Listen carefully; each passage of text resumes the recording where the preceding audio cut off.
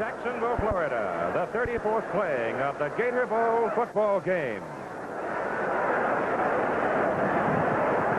Matching the Clemson Tigers from the Atlantic Coast Conference and the champions of 1978 with a record of 10-1, their second successive appearance in the Gator Bowl.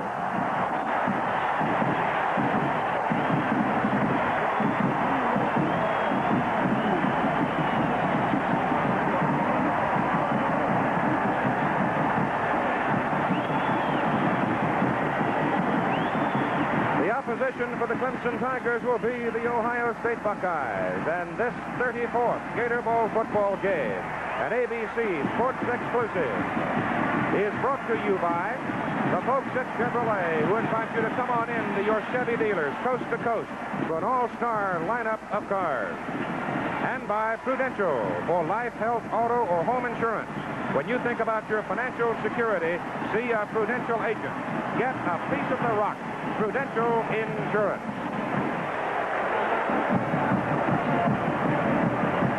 The Gator Bowl tonight has the look of a big orange. There's about 30,000 people in this crowd of better than 70,000 wearing the orange colors of Clemson. Why not? They don't live very far from here, and they bought every ticket available to them. They would have bought probably 100,000 if the Gator Bowl Association had been able to sell them enough. The Buckeye partisans, about 11,000 in number, and many of those Ohio Staters are alumni who live in the southern part of the United States. So the Buckeyes will themselves have a rather large, loyal legion of fans for this first meeting ever between these two college football teams, the ACC and the Big Ten. And you would think over the years that these two teams would have somehow gotten together in athletic competition, but they have not. There is Woody Hayes, waiting now to send his Ohio State Buckeyes onto the field. That's Jimmy Moore, the big tight end, right there, waiting to lead the Buckeyes out onto the field as Ohio State, with a record of 7-3-1 in 1978, ranked 20th in the nation, and this is their first appearance ever in the Gator Bowl. Hello again, everybody. I'm Keith Jackson, and I must admit right at the beginning with a little bit of laryngitis. With me is Ara Parsegian, our analyst, looking rather plump and pleased during the holiday season. And the Ohio State Buckeyes right now are coming onto the field. And Ara, there are so many facets about this football game. For example, Clemson, with a rookie head coach, Danny Ford, had the job 24 days. Charlie Pell leaving to go take the head job at Florida. He, however, will have a seasoned quarterback working for him. Very true, Keith. Can you imagine the emotions of Danny Ford, new head football coach, debuting here in the Gator Bowl? He's going to be nervous on the sideline. He comes with good credentials. He's another one of Bear Bryant's boys. He was captain of the 1969 team. But he's going to be comforted some this evening with a great, seasoned, experienced quarterback in Steve Fuller. He's done it all for Clemson University. And again, I think tonight, he did not have a great night a year ago in the Gator Bowl, but I'm sure he's going to make up for that. He's led Clemson to a 10-1 season. Now the roar builds, and it'll build until this issue is settled. On the Ohio State side of the field, there is a direct contrast with the veteran of veteran coaches, Woody Hayes, but he starts a freshman quarterback, Art Schleister. Very true. Woody, 65 years old, in contrast, of course, to Danny Ford. He's done it all. He's won 13 conference titles, 3 national championships. He's colorful, he's unpredictable, and, of course, controversy surrounds him. This year early, he started a freshman quarterback, Art Schleister. He's led the Buckeyes to a 7-3-1 record. I think he is the quarterback of the future of the Buckeyes, and I think he's an outstanding prospect, along with being a great basketball player. And I think he'll demonstrate tonight that he will do a great job. Some of the other factors tied to this particular football game include the unsettling circumstances of Clemson changing coaches just before the bowl game was to be played 24 days ago. Ohio State does enjoy playing in bowl games other than the Rose Bowl. If you don't believe it, ask Woody. And furthermore, this event means about $4.5 to $5 million to the economy of Jacksonville and $385,000 for each one of the teams. And from Woody, the final comments before they put it on the tee. The first meeting ever between Ohio State and Clemson. Clemson has won the toss. The Tigers will receive Willie Jordan, number 5, Warren Ratchford, number 2. And kicking off for white-shirted Ohio State, Bob Atha, a freshman from Worthington. The 34th Gator Bowl game is underway. It is high. It is deep. Way back into the end zone. Clemson first down at the 20. Willie Jordan having no opportunity to return it. The starting backfield for Clemson, Steve Fuller. Phi Beta Kappa at quarterback, Lester Brown. Biggest season ever at tailback this year, Big Junior. Marvin Sims has been an outstanding fullback for the Tigers, number 31. Dwight Clark is a big 6'3" flanker, number 30. And Jerry Butler is an All-American receiver, number 15, and he is a very exciting football player. Here's your first offensive play of the football game. The Tigers first down at the 20-yard line. They run the veer out of the I formation. Fuller with the ball, back to throw it, sets up a screen. Ball is dropped. Incomplete forward pass. He had the screen set well, but Lester Brown, the tailback, did not handle it well, took his eyes off of it. He was looking for his blockers, and they missed opportunity. Billy Hudson, senior left tackle, 238 pounds. Chris Dolce, 232-pound guard. Jeff Bostic, a 233-pound junior center. His brother, Joe Bostic, is a senior right guard, 258 pounds. Steve Kenny at right tackle, 248 pounds.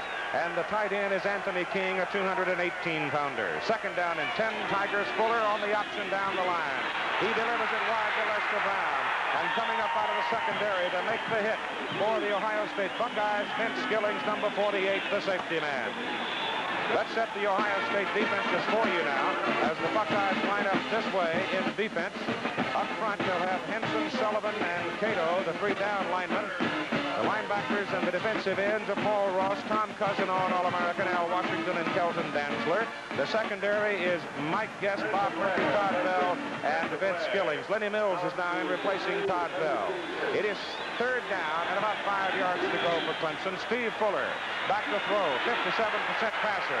Dumps it off to the sideline, and the pass is incomplete, intended for Lester Brown. Brown was the safety valve man. Ohio State's defense was set well. They had double coverage on him. No opportunity. Clemson will have to punt. Good defensive series for Ohio State. One of the things we should mention here is that the wind is blowing at about 15 or 20 miles an hour, and Clemson will be punting into it in their first punting situation. David Sims will do the punting. Mike Guest is deep for Ohio State. The kick is away. Good carry on the ball. Good roll on the ball. Goes out of bounds. Ohio State gets rather good field position, however. They will have the ball first down at the 36-yard line on a 39-yard punt with Art Fleischer, the freshman, opening at quarterback. Ron Springs, big senior running back, will be at the tailback position. Paul Campbell, who's improved steadily at the fullback spot. Doug Donnelly, who can fly, is the flanker. Rod Gerald, who two-year quarterback for the Buckeyes, now playing at a wide receiver position. It is first down, Ohio State at the 36. Ohio State opens with a double tight end offense as they've got Barwig, 245-pounder in there instead of Gerald, and Schleister rolls out and throws. And it is incomplete, intended for Donnelly, a sophomore at the sideline. And so Woody Hayes comes out throwing on the first offensive play. Keith Ferguson, that tackle, 230-pound sophomore. Ken Prince, a junior, 238 pounds. Tim Vogler at center, a 228-pounder. At the guard position, Jim Savoca, 235-pound senior. Joe Robinson, a 254-pound tackle. And the tight end is Jimmy Moore, and he's a horse at 249 pounds, 6'5". Second down and 10. Schleister to put it up again. Donnelly to the sidelines. Has it. First down, Ohio State. Knocked out of bounds at the 47-yard line by Jonathan Brooks. Not a surprise in this early going. We found that Woody Hayes was going to put the ball up 25 to 30 times. Here you see Donnelly just comes down the field. Schleister fakes tailback action to the left. He's wide open on the sideline, and the ball's right there. They say Schleister has been throwing exceptionally well in practice. It's first time since the Penn State game he hasn't had a sore shoulder. Ron Springs carries. From the running back position, hits beyond the 48, close to the 49, where Jim Stuckey, who had a big ball game for Clemson a year ago against Pittsburgh. Defensive front for them, Jonathan Brooks, Stuckey, Rich Tootin in the middle guard position, Tony Williams, and Steve Gibbs. The linebackers, they lead the team in tackles, both of them all conference. Randy Scott, Bubba Brown, and the secondary is listed there for the Tigers. call it 8 yards to go from the 49-yard line. Ball is ridden outside the Springs. He's got some room. He's loose on the sidelines. He's got an Ohio State first down as he goes out in the vicinity of the 38-yard line with Bubba Rollins and Steve Ryan knocking him out. That was a 13-yard pickup, and the Ohio State ground game looks pretty good. Very interesting. It appeared that Schleister called an audible at the line of scrimmage. Apparently saw something in the Clemson defense that he liked the option against. Audible eyes to it, picked up 13 yards on it. Nose of the football is just touching the Clemson 38-yard line. First down, Buckeyes. Out of the I formation, Schleister gives the ball to the fullback, and Campbell rides it into the middle close to the 35. 72,011, and there's a big battle going on up front that'll be very important. In the white, number 52, Tim Vogler, against number 58, Charlie Bauman, the middle guard of Clemson. You see here that Bauman is a double team, rolls off of it, makes a great play on it. They will alternate Bauman, who's a 228-pounder, 6'1", sophomore, with Rich Tootin, a 234-pound senior. That's something Charlie Pell did throughout the season. The ball is at the 35, second down and 7, Ohio State. They delay it, give it to Springs. He options it to the outside. On that particular delay, he looked into the middle. You could see him look in there to read the middle and then veered it outside and got a good gain out of it down to about the 27. One of the great things about the sprint draw where they come back, gives a great running back an opportunity to run the play from tackle to tackle, inside, outside, and that's exactly what Ron Springs did that time. He came to Ohio State from Coffeyville Junior College in Kansas. He comes off the field right now. Ohio State with the football, first down at the just inside the 28. Rick Volley is in at fullback right now for Ohio State. And the gain is inside the 25 of Clemson to about the 24, with Schleister carrying the ball. Rex Varn making the tackle for Clemson. I think they made a little mistake there, Keith. They came out in the roll buster, the full house tee on a first down situation.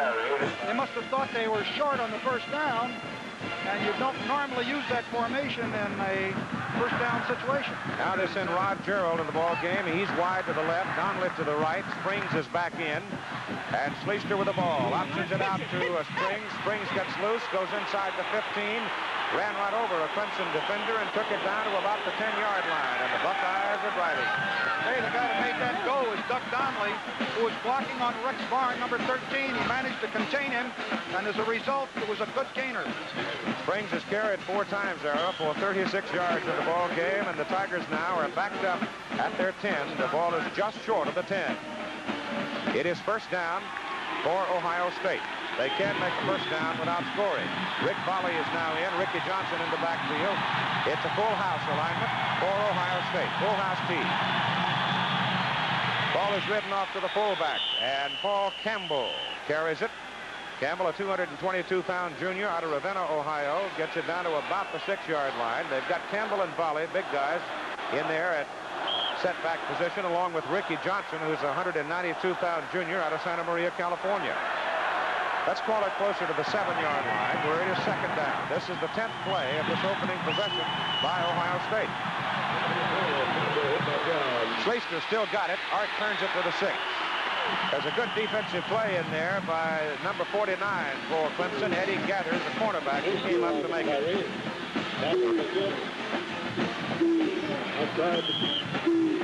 Outside the 5. The Tigers with the Tiger Paws all over their helmets.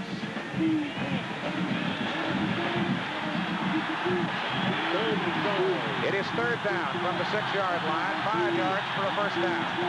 6 yards for the touchdown. Schleister keeps it, turns it, dives. He's hit hard at the 2. Eddie Gathers also involved in that play, along with Tony Williams and Bubba Brown, the linebackers. Scott and Brown, the 2 linebackers, are the leading tacklers on the team. They flow to the side very, very well, very quick. Schleister's trying to run the option to the left side the second time in a row. They must have thought that they could get in here. He tries to carry the ball in the end zone. He's knocked down just short of the goal line.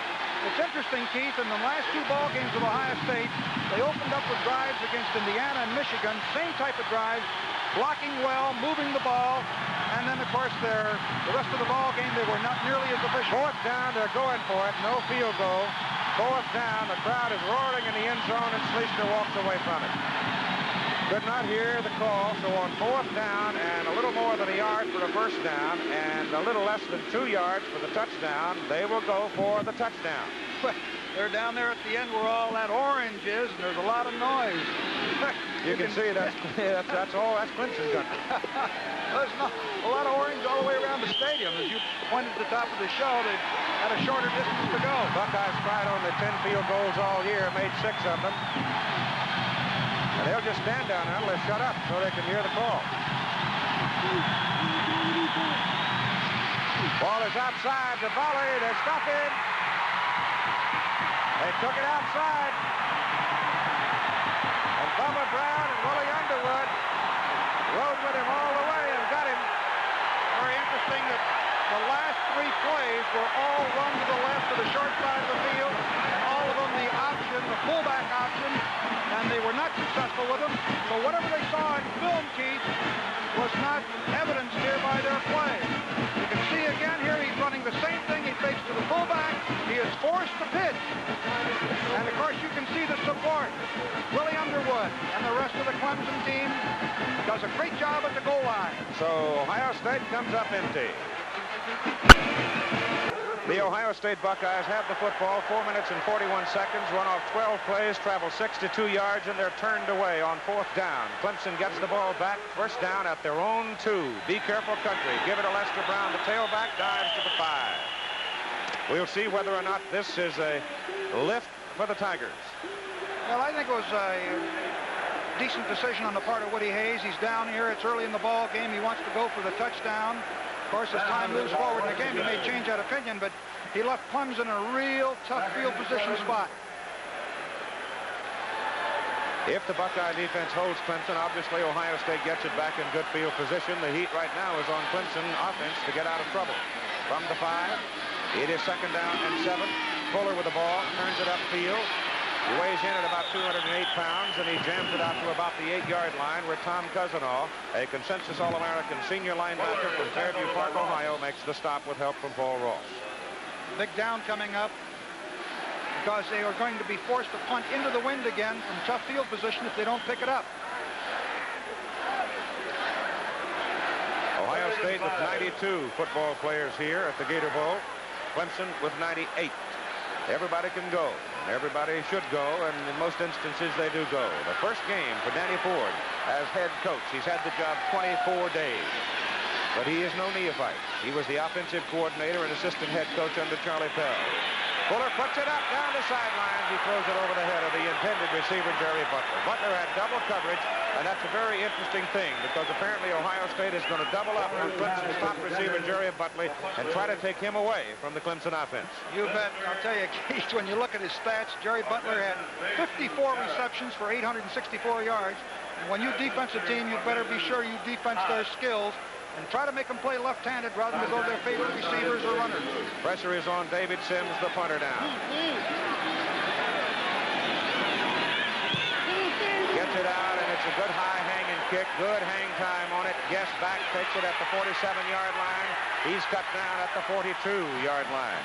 And for a fact, Ohio State does get good field position after a 40-yard punt.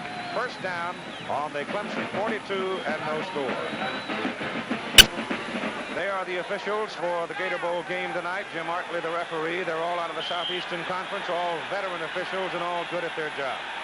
And all of them have worked in many postseason ball games. From the Clemson 42, first down Ohio State, with Campbell and Springs behind Schleister. Art will throw it. Goes over the middle with it. Passes in and out of the hands of a Clemson defender, Randy Scott, linebacker, who had dropped back to cover. The pass was intended for Rod Jarrell as he had come down to run a post pattern. And Schleister's very lucky that was not intercepted. And Schleister knows that he threw right into heavy traffic. The ball should have been intercepted. He's just faking a tailback action. He's looking for Jarrell. He slipped a little bit there. Now he delivers here, but you can see it is poorly thrown, way underthrown, and judgment there was not up to the 11-game experience that he already has. He threw 20 interceptions in the 11 games, most of them coming early in the season. Second down and 10 from the Clemson 42 for Ohio State. Ball is given to the fullback, Campbell. Campbell on a delay, runs it up the middle, and pounds it inside the 35, fumble the football. Clemson saying they have it. Let's wait and see what the man in the striped shirt with the white hat says. I'll I'll tell you one guy that's got problems down there is the umpire, Harold Johnson. He just got knocked flat on his back. Ohio State keeps possession. Ball just inside the 35-yard line. That was an interesting handoff. Little delayed draw. Wrapped both arms around his fullback. Left the ball in there. Next time he may take it out. Rides it. Penalty flag down. Keeps it. Schleister turns it to the 30 for a first down, but hang on. The linesman threw a flag against the Buckeyes. Illegal procedure.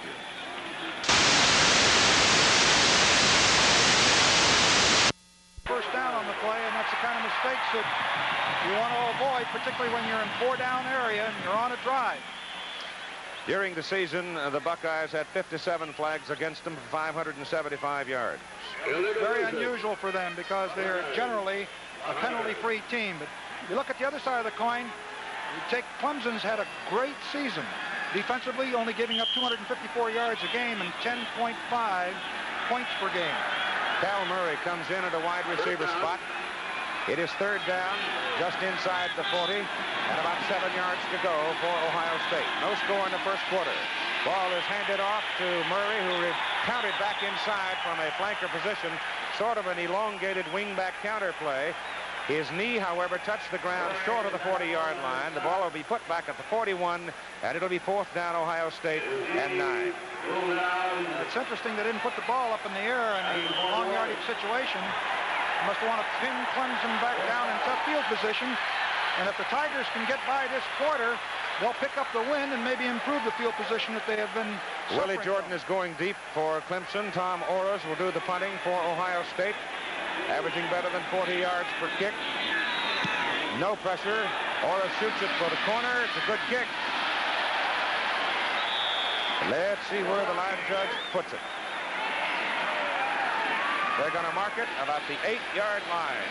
A 32-yard punt. It was almost a great kick. If he'd been able to keep it inside just a little bit more, he'd had him inside the 5. The Sugar Bowl. Number 1 Penn State against number 2 Alabama. January 1st right here on most of these ABC stations at 2 o'clock Eastern Time. Penn State on top of the Division 1A heap with a record of 11 wins and no losses. Alabama lost 1 time to Southern California. The game that could mean a national title. From the 8, first down. And the ball is given off inside. And for the first time in the game, number 46, Tracy Perry, gets a chance to carry the ball, a 215-pound junior from Roxbury, North Carolina. And he got something out of it, moved it out beyond the 12 for the better part of 5 yards. Close to the 13, second down and 5. Second and 5. Brown is the tailback. Danny Ford intensely watching on the sidelines. Steve Fuller on the option, hands it off again to Tracy Perry. Perry gets it to the 14-yard line. That leaves him short of his first down with third coming. Clemson Ball Club has been an explosive team during the course of the year. And I think when they get field position, they'll open up a little bit more. They average 436 yards a game. But they've been in a tough spot here in the first quarter. Those are tiger paws on that cheerleader's face. In fact, I think everybody in orange has got a couple of tiger paws painted somewhere on their anatomy. Third down and 4.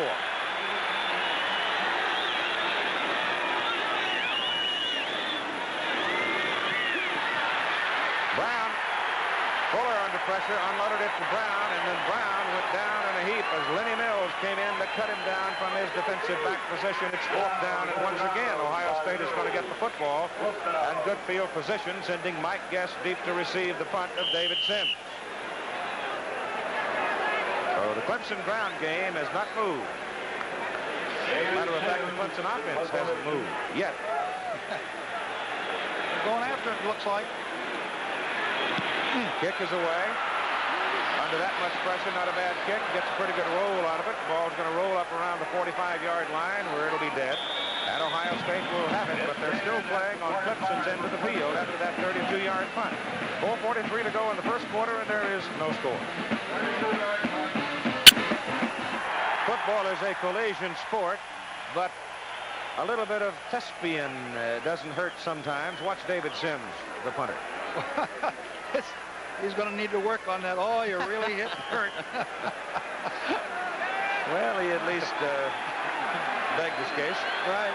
At the 45 of Clemson, first down, Ohio State. Schleister with the ball, comes down with it on the option, gets to the outside, and runs it down to the Clemson 36-yard line, close to a 9-yard pickup before Bubba Brown brought him down.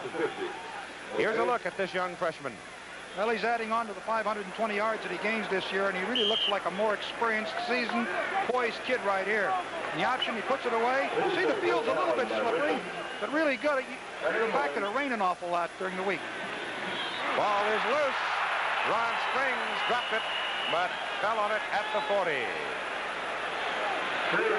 Here's a piece of sports information that I think will get your attention. Look at that. In overtime tonight at Madison Square Garden, Ohio State beat top-ranked Duke in basketball 90-84.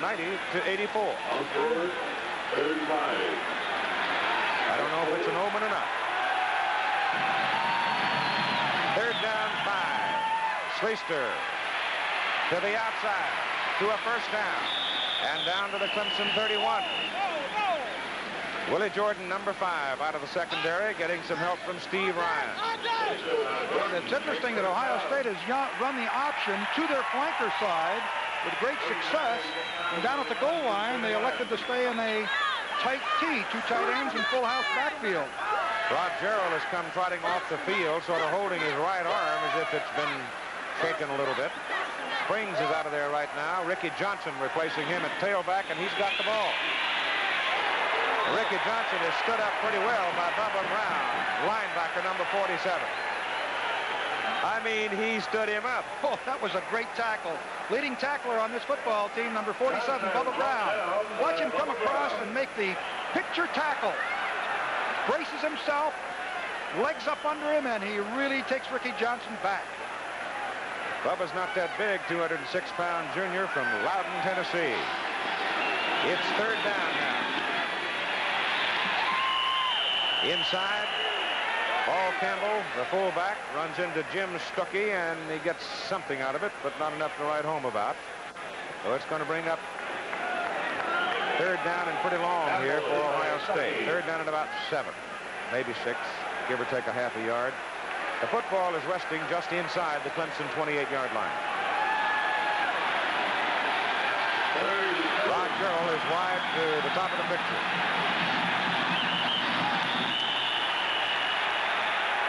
Get a call here. I think he made contact. Charlie Bowman, the middle guard, I think made the contact. Yep. So it'll be third and short instead of third and long. Let's take a look and see. He comes across. Well, he didn't appear to make the contact there. Procedure call, encroachment. Yep.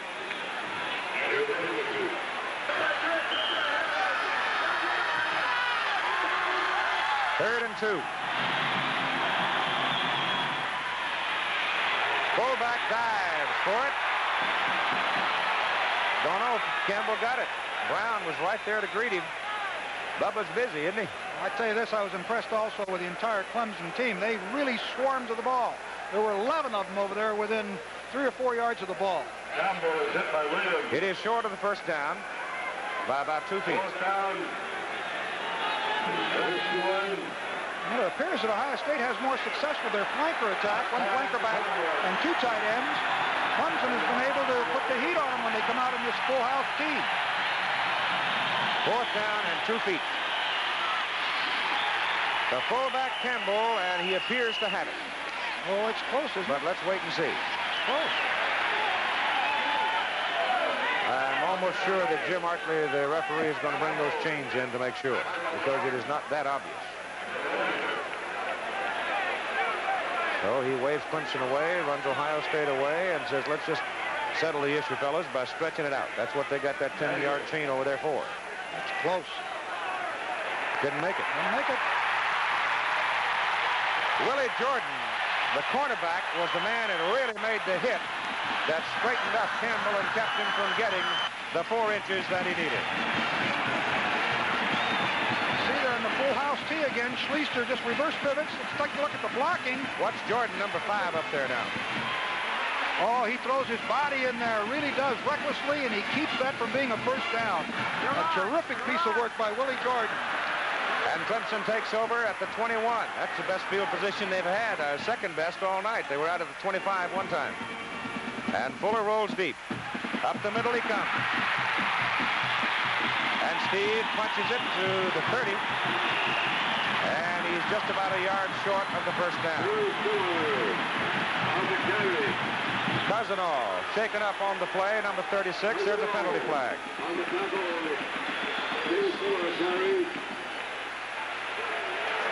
Woody Hayes remonstrating with one of the officials on the sidelines.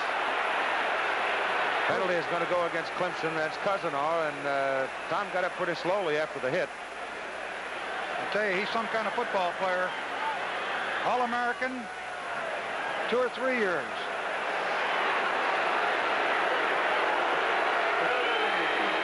Well, they're going to move him back and take away that gain that Fuller had. There they are, back to poor field position again, back to the 16. A personal foul call, big one. Let's see what happens here. Fuller comes back, sprints out behind his fullback and tailback, Lester Brown. Can't find anyone open. He sees a great deal of daylight there. Comes up the field.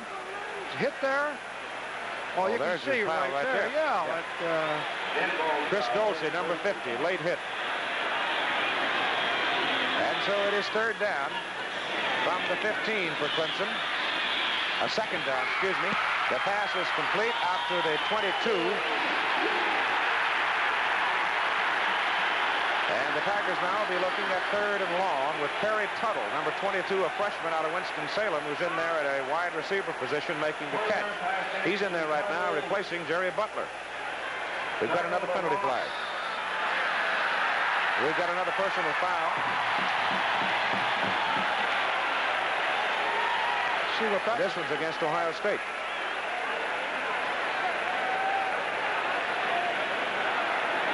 Yep. So on second down and about 18, the pass completion plus the personal foul call, and the football is moved all the way out to the 37-yard line, where it's a first down for the Clemson Tigers. See if we can see what happens. This is the same play to the right. You can see the 2 lead blockers coming. Sims and Brown. He throws the ball. Let's see where the penalty comes. I think it was a helmet that came in. Looked like spearing, yeah. Yep. Fuller has the ball, goes over the middle, and it is incomplete. Pass intended for his flanker, Dwight Clark, number 30, cutting across the middle. Big 6'3", 212-pound senior out of Charlotte, and he was open. The pass was just a little bit too high for him. It's interesting the difference between the receptions by Jerry Butler, their split receiver, as opposed to Clark. Butler was 54, and Clark has only had 10. Butler is now to the left side, back in the ball game. Clark left. Option. Loose football. Lester Brown covers it. Loss on the play. Back to the 32. It was a weak pitch. Ball never got to the trailing halfback. Actually, he wasn't trailing either. He was almost in a posture of having a lateral thrown to him. Thus far, we've seen some great defensive work by both teams, particularly Clemson in goal line situations that have been very important and kept the Buckeyes from scoring. I'll tell you one thing, though, Aaron. You can't sit out there and let your defensive team play that much, and Ohio State beat on you all night. Sooner or later, they'll wear you down. Well, Clemson's a big play outfit, too. Errol Dawkins is in at tailback now, and it's third down and 17 as Fuller sets to throw. Goes over the middle with it. The pass is deflected at the line of scrimmage. The pass was intended for Clark, never got there. He was open, too. The defensive line, whoever deflected that ball, kept that from being a first down. And so it brings up fourth and punting time. This will be the fourth punt of the ball game for Clemson. Guess is going deep for Ohio State. David Sims will hit it from around his 23.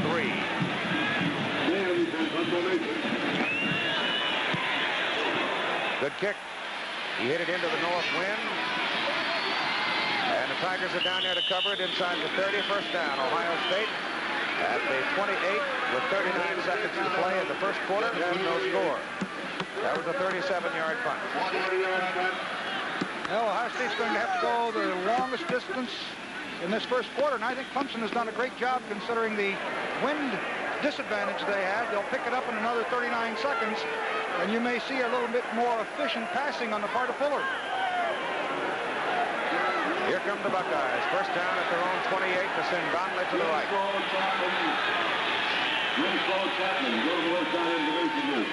Ball is handed off to the tailback, Ron Springs. Springs is nailed at the 30. And coming underneath the pile, Randy Scott, the left linebacker, number 35.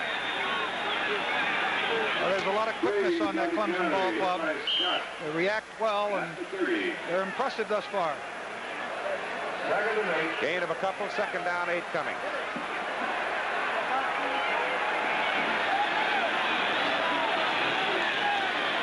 Schleister rolls. He's got Gerald going down that sidelines. He puts it back up on the other side of the middle, and the pass is complete to Ron Barwick, the tight end. So Barwick makes the catch for an Ohio State first down. The first quarter is over. A gain of 17 yards on that pass play. The Buckeyes have the football a lot in the first quarter, but it's still a scoreless ball game. That last play of the first quarter is a good example, Era, of a maturing youngster at quarterback. Very true. You see Schleister rolls out to his left. He's looking for receivers, and he finds Ron Barwick, not the principal receiver, over the middle. And I guess he's not too difficult to find. He's 6'8", 245. Not bad size for a receiver. And it's first down, Ohio State at the Clemson, at their own 47-yard line. As Ron Springs, the tailback, runs it over to the Clemson 49, or close to it, on the first down play. As we begin the second quarter, Keith Jackson, along with Era Porcinian, the 34th annual Gator Bowl game from Jacksonville, and it's all sold out. We hope your holidays have been most festive and happy for you, and you're looking ahead to a good New Year. Sometimes it looks like you have to look a little harder than some days in the past, but keep looking anyhow. As Schleister goes deep for Donnelly. He caught it at the 16. Well, that was a great throw. Woo. He catches that football right over Eddie Gator. Looked like Evans was covering him well. Schleister comes back, and he leads him beautifully, puts enough air under the ball. Gator's not that far away, and look at that. Puts it right in his hands. Here's another look at it. He just comes up, starts to weave out, then he tries to beat him deep. Gathers turns his back to it, loses the ball, and Schleister put it right in there. And it's first down, Ohio State at the Clemson 16-yard line in a scoreless ball game early in the second quarter. Schleister options and goes with it himself to the just inside the 15. Randy Scott flowing with the play. Linebacker for Clemson made the stop. And that cotton candy is still good despite anxiety for a Clemson partisan. I'll tell you right now what would go real well for Ohio State would be a misdirection play. The pursuit of the Clemson team is so rapid, swarming to the field, that any kind of misdirection play, I think, could be successful at this point. Rod Terrell is wide to the left side, or the open side. Schleister gives it to him. There it is. Inside the 10, short of the first down at the 8-yard line. Al Latimer knocked him down. Rod Terrell, who had 2 seasons at quarterback for Ohio State. Another look at it. There it is. Schleister comes back, takes it to the fullback, takes it out, and then deals the ball off. As you see to Gerald, who turns the corner with good blocking out in front. He weaves to the outside, and if he'd have kept his feet, he might have gotten in there for the touchdown. We've got a penalty flag thrown over there where the tackle was made, and looks like it's going to go against Ohio State. The Buckeyes have backed well up the field, and Jim Hartley now will face it off and tell us what it is. So there's that mistake. It's a good one. A lot of those during the course of the season as the Buckeyes went 7-3-1. Let's see what clipping? Clip. Yep. Let's see if we can pick that up. Let's see if we can find the clip here. 70 right there. You can see him taking 26, who was Steve Ryan. Definitely a clip. Good call by the officials. Joe Robinson attacked downfield. So the football is moved back to the 22. Schleister goes over the middle with it, completes the pass down to about the original line of scrimmage, the 16, with Paul Campbell, the fullback, making the reception. First quarter numbers of these. You can see the Ohio State team had the ball for 10 minutes, 106 yards to 25, but the field position without question influenced them. And I think it's a tribute to the Clemson Tigers that they kept the Buckeyes out from scoring in that first quarter. It is 3rd down and 10 from the 16 for Ohio State. The Clemson 16. 3rd down. Audible. Delay it to the tailback Springs, breaks it to the 10-yard line. It'll be 4th down and 4. Tackle by Steve Gibbs, defensive end. You see Gerald down there, number 8, was signaling to Woody Hayes. In comes the field goal kicker, Bob Atha. It was signaling to Woody on the play that there was only about a yard to go. There's about 3 or 4 yards to go. He will hit it from the 17. It's a 27-yard field goal try. He's 2 out of 3 from this distance on the season. Plenty of leg. Good. And so at 12:08 to go in the first half, we finally get some scoring. The Ohio State Buckeyes take the lead by a score of 3-0. You saw Woody Hayes growling. Well, this is what he was growling about. Rich Tootin jumps in here, and he thought he was offside. And Woody got the... Oh, Tootin really knocked out the blocker there. He was gnawing on one of my old buddies, officially. Atha kicks it high and into the end zone to Jordan, and Willie won't return it. It'll be first down Clemson at the 20, and the Tigers are yet to get themselves in decent field position. Atha delivers the kick into the end zone. Second time that he has done that. 12:08 to go in the first half, and the Buckeyes are on the board on a 27-yard field goal, 3-0. It was quite a kick when he was considering that he was kicking into the wind on the kickoff. He's only a freshman. All right, Butler comes to the right side for Clemson. Tigers trying to get their offense moving. And the ball inside to the fullback, Tracy Perry. And he's got a yard, and that's all.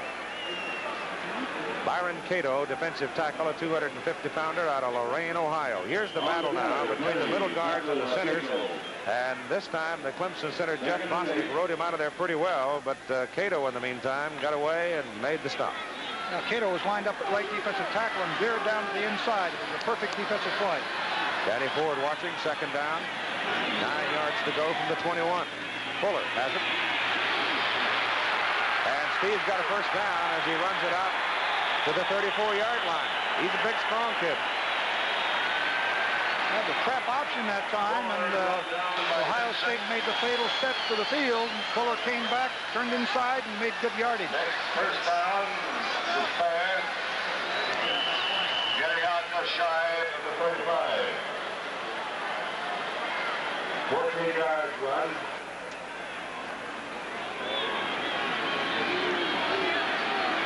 Clock running, 11:10 to go first half. First down, Clemson, just short of the 35.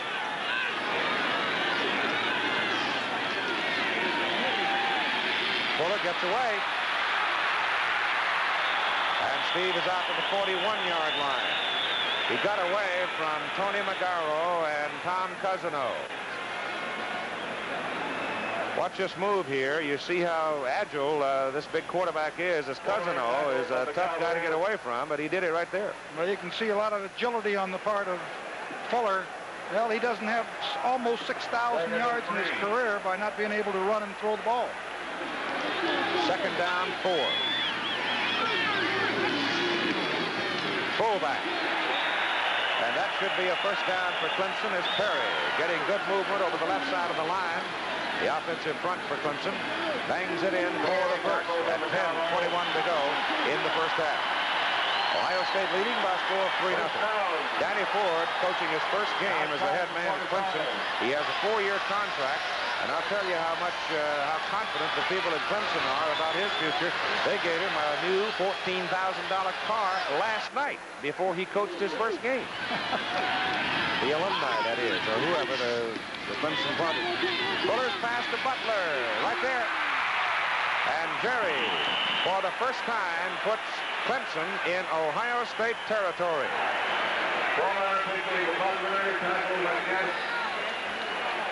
The other games that have been played in this postseason, the Garden State Bowl, Arizona State beating Rutgers by a 34-18 score. 8 of 7, second and 3. East Carolina over Louisiana Tech in the Independence Bowl. Hall of Fame game, A&M beat Iowa State. Second down and 4 for Clemson at the Ohio State 48. Fuller, outside it goes. Brown fumbles. And the ball goes out of bounds. Kelton Dantzler was involved in the action there and was party to the rather bad pitch by Fuller. Yeah, Fuller might have been better if he had kept the ball because it was a pitch that was difficult under the conditions. Other scores, Navy culminating a fine season, beating BYU in the Holiday Bowl in San Diego. The Sun Bowl, Texas trounced Maryland. Liberty Bowl, Missouri beat LSU, and that Missouri team's a team of the future. North Carolina State beat Pittsburgh in the Tangerine Bowl. Then Purdue jumped all over Georgia Tech. Third down, they need 2. Fuller's going to throw it. He's got a man wide open. He hits Butler. He had a man deep and a man short. He took the deep man, Butler. Jerry made a fine catch falling down. It's first down Clemson at the Ohio State 32. Butler has now caught a pass in 35 consecutive games. He made his second reception there. He had good protection, and the sprint out pass has been very, very successful for Clemson during the entire year. He just rolls out, the tight end slides into the flat. The curl comes, he had both guys open. No coverage. Tell you something, if he doesn't fall down, he might have scored because he is so quick. And he had about 4 yards in which to work. They give it to the fullback. And they power it inside the 30 to the 28-yard line with Tracy Ferry carrying. And the rest of the scores include the Fiesta Bowl, where UCLA and Arkansas play at a 10-10 tie. So those are the games that have been played up to this time. The Blue Gray game was played today up in Montgomery, and South won that one over the North. It's second down and 5 yards to go. From the Ohio State 28, Clemson is on the move for the first time in the ball game. And the fullback Perry's inside the 25 to the 24. He's going to be a yard short of his first down.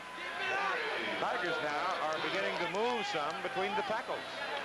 Well, they've had a good drive here. And I don't know whether it's the assist of the wind or not, but they're moving downwind, both running and passing. The temperature when we started was about 50, and they don't figure it's going to get any colder tonight. Handed off this time to the tailback. And the try for the first down is going to be very close. They had to go just inside the 23, and I'm not at all sure they made it. Because the Buckeyes stacked it up pretty well with Harold Goggins carrying. Signaling fourth down.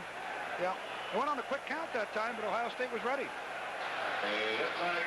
Fuller comes up, and he wants to know exactly how far he's got to carry the ball, so he calls for the measure.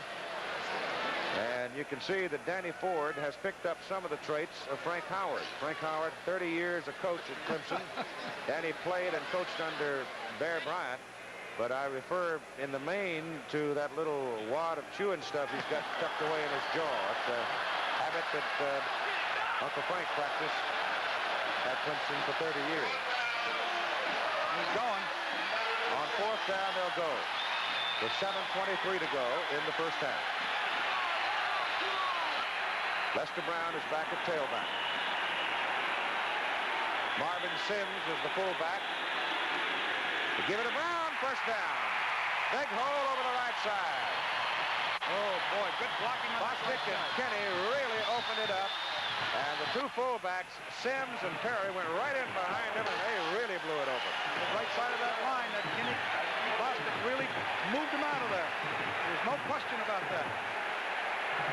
And it's first down Clemson at the Ohio State 20-yard line. This is the 11th play in this Clemson possession. A drive that started back on their 20. Buckeyes lead 3-zip. Fullback. Hit and spinning. Perry to the 17. Tony Magaro, number 90, a linebacker, made the hit for the Bucks. Ohio State's moving the nose man over the strong side guard, and kind of a stacked situation, a defense that a lot of teams use this year very successfully, and it's very difficult to run against. Let's see whether Fuller goes to the air here. Second down and 7 from the Ohio State 17. Option, turns it. Fuller inside the 10. First and goal to go Clemson at the Ohio State 9. The same trap option that they had success with earlier. Fake to the fullback, and he's also going to the left, favoring the left.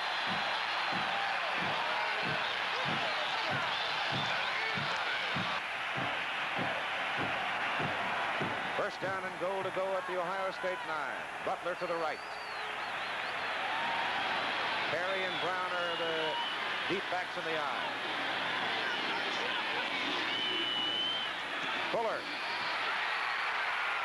fights it to the 4. And he really had a fight because Cousino had a hold of it. Two good football players going against one another. Fuller on the carry. See, they love to run that option play. Left guard pulls, fakes to the fullback, keeps the ball. Cousino puts a pretty good number on him, but look at Fuller. He stays right with it. Fuller now needs one more yard to reach 6,000 in his career. Second down, goal to go from the 4. Fuller with the ball. Touchdown.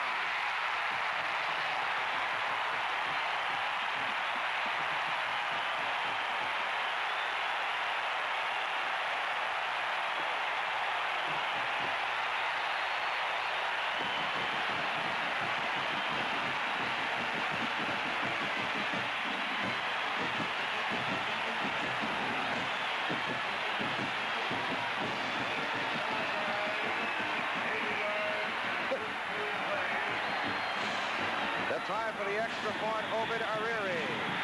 It is good. With 5 minutes and 3 seconds to play in the first half, the Clemson Tigers, dormant in the first quarter, march it 80 yards and take a 7-3 lead. Well, all the Tigers are dancing and prancing, and for this generation of Clemsonites, it is their first touchdown in the Gator Bowl. They were held to 3 points by Pittsburgh a year ago. They used 7 minutes and 5 seconds in a very impressive drive. We'll have the kickoff now for Clemson, and deep to receive it will be Kelvin Murray and Doug Donley. Ariri hits it, hooks it to the sidelines. It's fielded over there by Murray.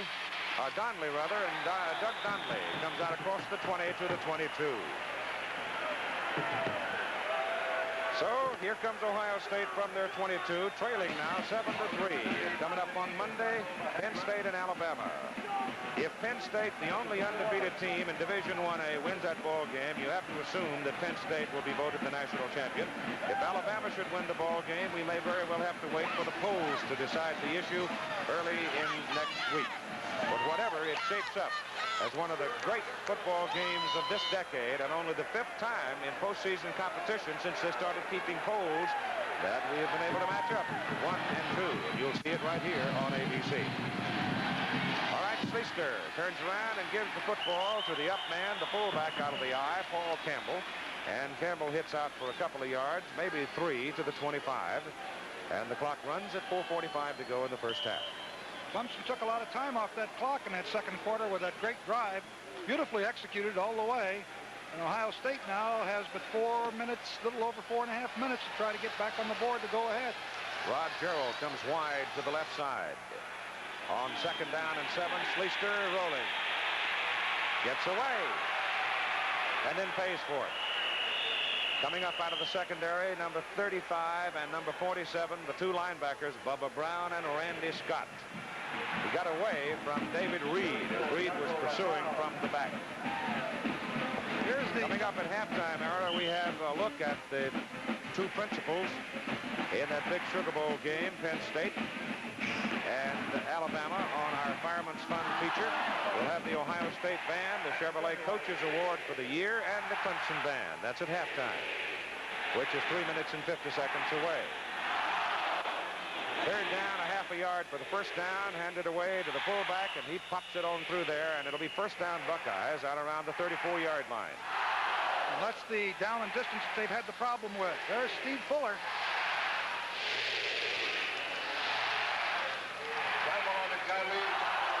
He's a heck of a kid. Phi Beta Kappa. He's done just about everything. His career, he's had 2 B's. He got one of them this year on a term paper in history. He was mumbling about it yesterday.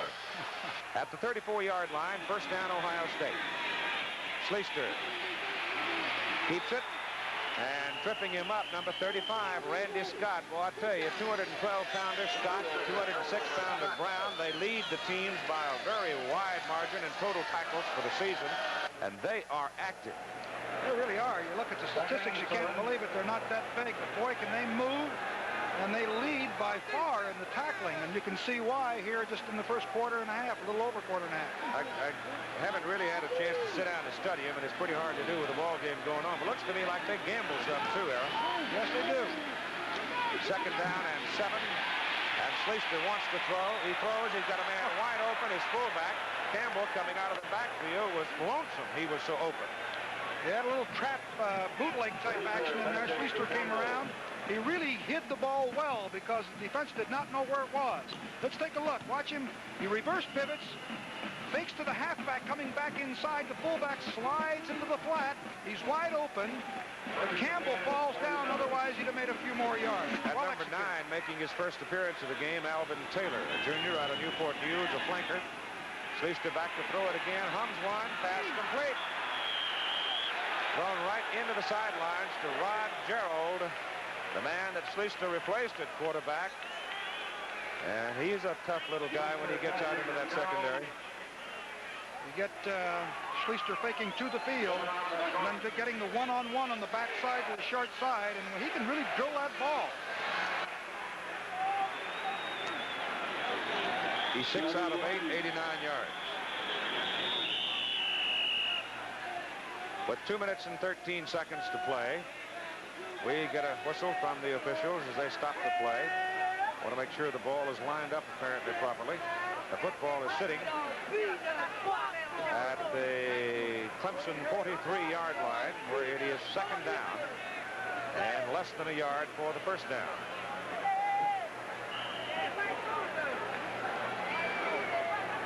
Woody has not missed any opportunity tonight to be conversant with the gentleman wearing the striped shirts. You know who that fellow is? The fellow I was in the Navy with 30 years ago or more. Butch Lambert, coached in the Southeastern Conference for years. Or rather, officiated. Now we get a timeout, and apparently it's... No, I guess not. They just send everybody back to their respective positions and get themselves organized and have everything orderly, and now we're ready to go. There we go. Second down short for the first. Schleister's going to go deep with it. He's got a man wide open. Barwig, he's got it. He's down at the 9, the 8. First and goal to go, Ohio State. On second down and less than a yard, the young quarterback took it deep and succeeded. Well-executed play. Schleister came to the short side of the field. Barwick came off the tight end spot. The safety came over to support because he thought it was an option play. Let's see if we can take a look at it here. Watch Schleister come down on option to the left. Barwick comes right down the field in the heart. Perfect throw. Well-executed play. First down and goal to go, and they break the play before they get the chains in place. Bubba Rollins, 17, was flashing in. And Gibbs coming in. Procedure, Ohio State. The block stands for Clemson. Woody's unhappy. Oh, he wants their attention. Look at that.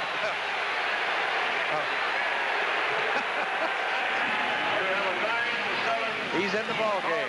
1:21 to go in the first half. And Ohio State has regained the lead by a score of 9-7 over the Clemson Tigers. And the conversation continues on the sideline. There's a story on the Ohio State scoring drive. The kick was blocked by Steve Gibbs, and it's 9-7 ball game. And Atha will kick it off for the Buckeyes. Good high hanging kick, but Jordan will return this one from the 2.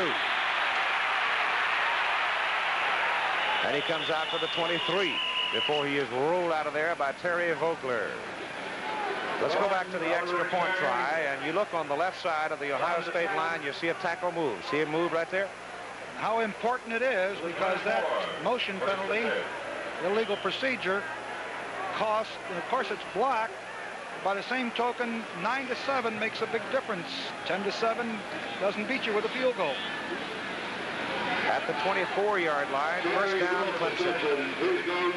Sims, the fullback, Brown, the tailback. Fuller, of course, is the quarterback, and he rolls it to the right side. He goes for Butler. He's got him. Up at the 41, Mike Guess made the tackle. What they did was they put Clark and Butler on the same side and set them both down, and he chose Butler, and he got him. Going to call a time. Now they've got to call time. Got a little mixed up. They wanted to run off a quick play with the clock winding down to 1 minute to go in the first half. But Fuller, rather than get himself in trouble and absorb a penalty, will take a timeout and go to the sidelines to talk with exactly 1 minute to go in the first half.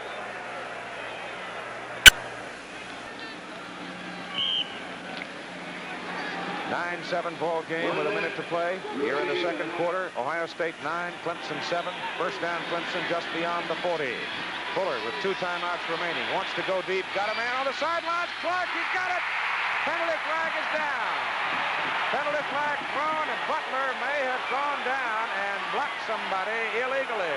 Let's wait and see, but it was a great catch by Clark.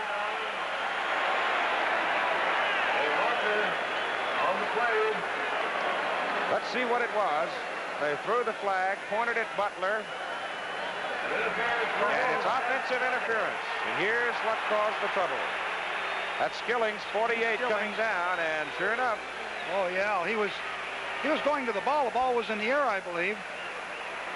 And a 39-yard pass completion is wiped out.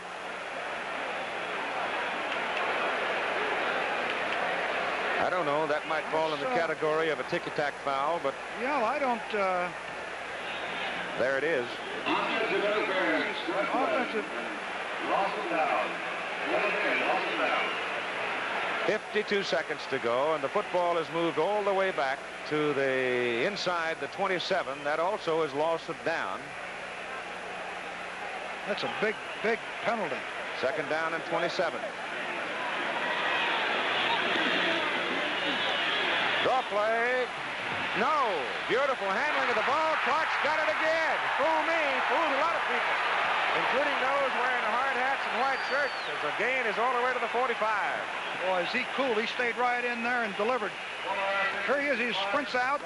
He turns right here. Look at him hide the ball. Now he steps up into the pocket, looks to the left, and right at the last instant, look at that ball right on the money to Dwight Clark. Woo! Clark is hurt on the play and down on the field. I tell you, that Fuller is something. Here's Clark. He just comes up the field, breaks over the middle, was really not a principal receiver or a secondary receiver, and look at that ball right in his hands. That Fuller is great. He was shaken up as he went down. He's a big guy. He stands 6'3", 212, senior out of Charlotte. Fuller now has hit 4 in a row in this waning moments of the first half. Schleister, on the other hand, has also been moving that football very well. Art had, when he took Ohio State in for their touchdown, hit 6 in a row for 94 yards. So both quarterbacks having themselves a good night. Dwight Clark now is going to get up. Looks like he's going to be all right. So Dwight leaves the field, and tomorrow on ABC's Wide World of Sports, these are some of the things you'll be watching. The men's downhill World Cup skiing championships from Val Gardena, Italy. The World Sport Acrobatics Championships from Sofia, Bulgaria. And we'll have a report on the National 500 stock car race for you. On first down, Fuller throws it short to Ratford. Gets away, going for the sidelines to kill the clock with 28 seconds to play. Ford, 5'8", 151-pounder from Gator, South Carolina. He got that ball. He really took off of that sideline, didn't he? He wanted to kill that clock. He got 28 seconds. We're an explosive football team, and I'm really impressed with Steve Fuller. Ball is just inside the Ohio State 36-yard line. And with 28 seconds to play, we'll fetch up our field goal chart here. O'Leary from around that 40-yard mark, 3 out of 5. Fuller wants to throw it, does over the middle, and it is incomplete, intended for Butler. And Butler was up in the air with Vince Skilling. Good play by Skilling. See, Butler drives off the line, comes straight up the field, reads zone coverage, curls inside. Let's see, Skillings goes up. He's going after the football. That's a good play on the part of both players, really. They're both going after the football.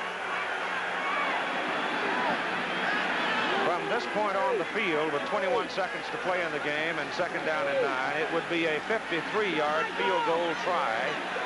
And O'Leary has not tried one from that distance. Longest is 57, however, so he can reach from there. Fuller puts it up, and it is incomplete. The pass was intended for Tuttle, Perry Tuttle. And he was a little off balance that time as he came back. He threw the ball before the receiver broke, but he was moving backwards and underthrew it. 17 seconds to play in the first half.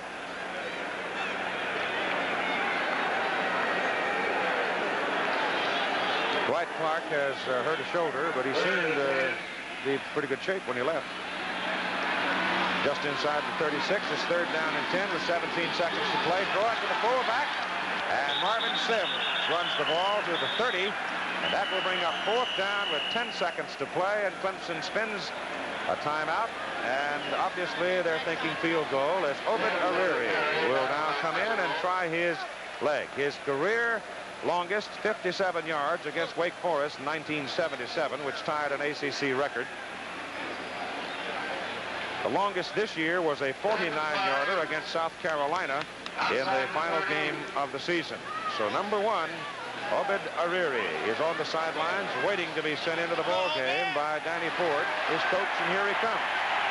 He is from Nigeria. He is a junior, 5'9", 145-pounder. And he is obviously a sidewinder, soccer style. You see there, he's hit 13 out of 24. Billy Lott is the holder. It's a 47-yarder. Would equal... It's long enough. It's good. O'Leary hits a 47-yarder, second longest of the season, with 5 seconds to play in the first half.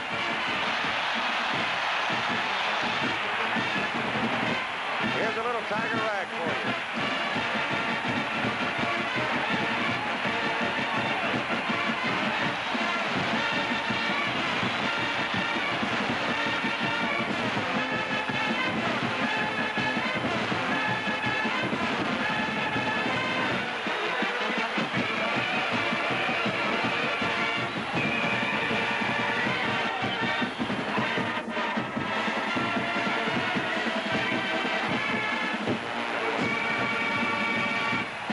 With a 47-yard field goal to give Clemson a 10-9 lead.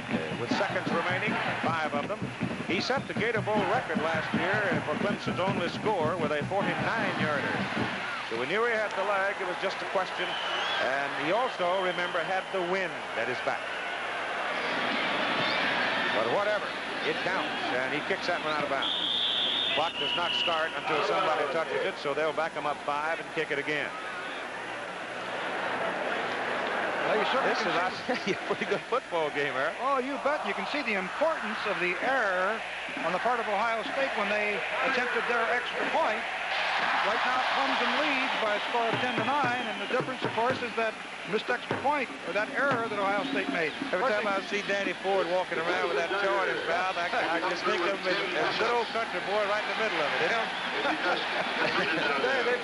Clemson's been very impressive. They're well coached, well disciplined. They're I'll tell you one thing, that old country boy right there is involved in it, isn't he? Yeah, you bet he is. I'll tell you, he wants to win. All right, here we go. 5 seconds to play in the first half. This time Murray hits it down the middle, a spinner. Pick it up, somebody. Calvin Murray with it. And Murray comes back up to the 26-yard line, and the clock runs out.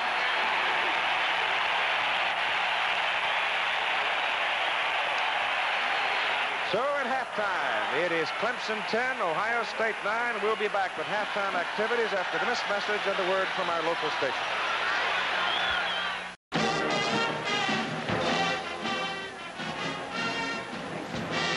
A cracking good football game in the 34th annual Gator Bowl, with Clemson leading by a score of 10-9 at halftime, and that lead established on Obed Ariri's 47-yard field goal.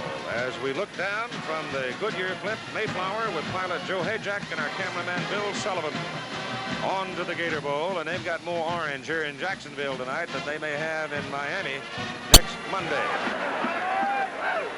In the Gator Bowl in Jacksonville, 10-9 the score, and this is what has happened up to this point. Bob Atha hit a 27-yard field goal to give Ohio State a 3-0 lead. Then Steve Fuller led Clemson on an 80-yard march. Ariri made the kick to give Clemson a 7-3 lead. And all of this in the second quarter. Art Schleister then with a 4-yard run, keyed by 2 big pass plays. The kick was blocked. Ohio State back on top 9-7. And then Obed Ariri with a 47-yard field goal in the closing seconds with only 5 seconds remaining in the first half to put Clemson on top at halftime by a margin of 10-9. And that's where we are right now in a very good football game. Oh, there's Tiger Falls everywhere, on everything. Time now for the presentation of the Coach of the Year Awards by Chevrolet, all 4 divisions. All right, Bill, thank you very much. And the Clemson Tiger Band is on the field right now. Dr. Bruce Cook, director. Drum major is Dick Moose. Assistant drum major Laura Boatwright. The band commander is Ron Square. And let's enjoy them for just a moment.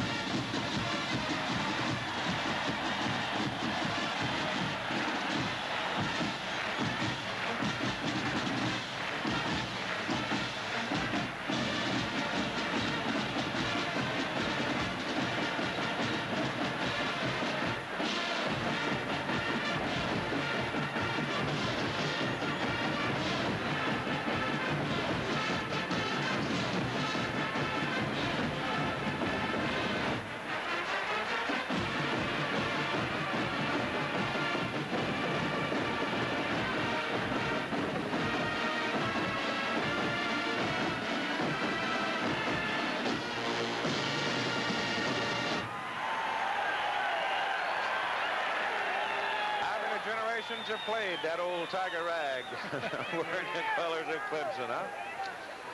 Now, ladies and gentlemen, the Gator Bowl High School All-Star Marching Championship. The Gator Bowl, with a seating capacity of 72,011, is full tonight.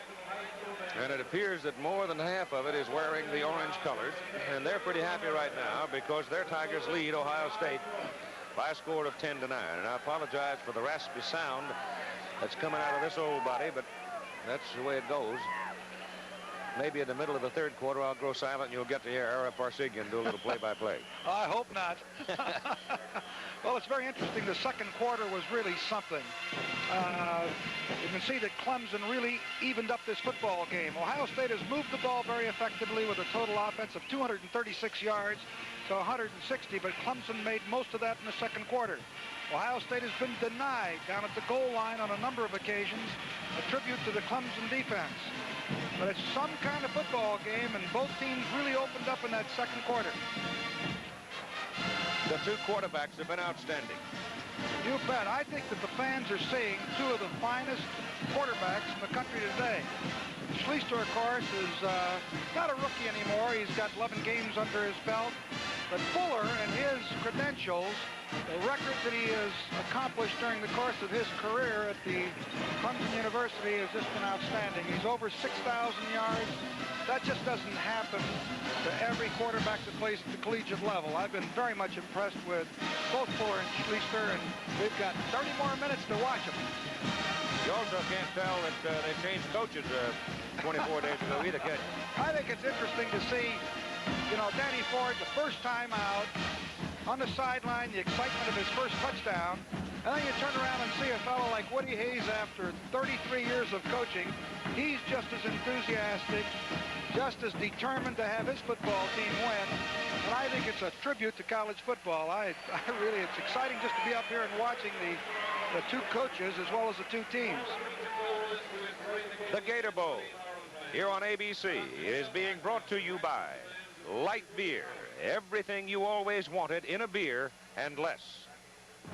And by Fram, makers of oil, air, and fuel filters, windshield wipers, and Autolite spark plugs. We've got 30 minutes of football left, and if the last 30 is as much fun as the first 30, we'll all enjoy ourselves throughout the entire night. 10-9, Clemson leads halftime. Halftime score 10-9. Clemson leading Ohio State. We're winding down now the halftime activities, including all-star high school band activity on the floor of the Gator Bowl. Despite the fact we had a rather decent rainstorm yesterday, field's very good shape. Outstanding. There's been very little slipping. I don't see any marring of the field at all.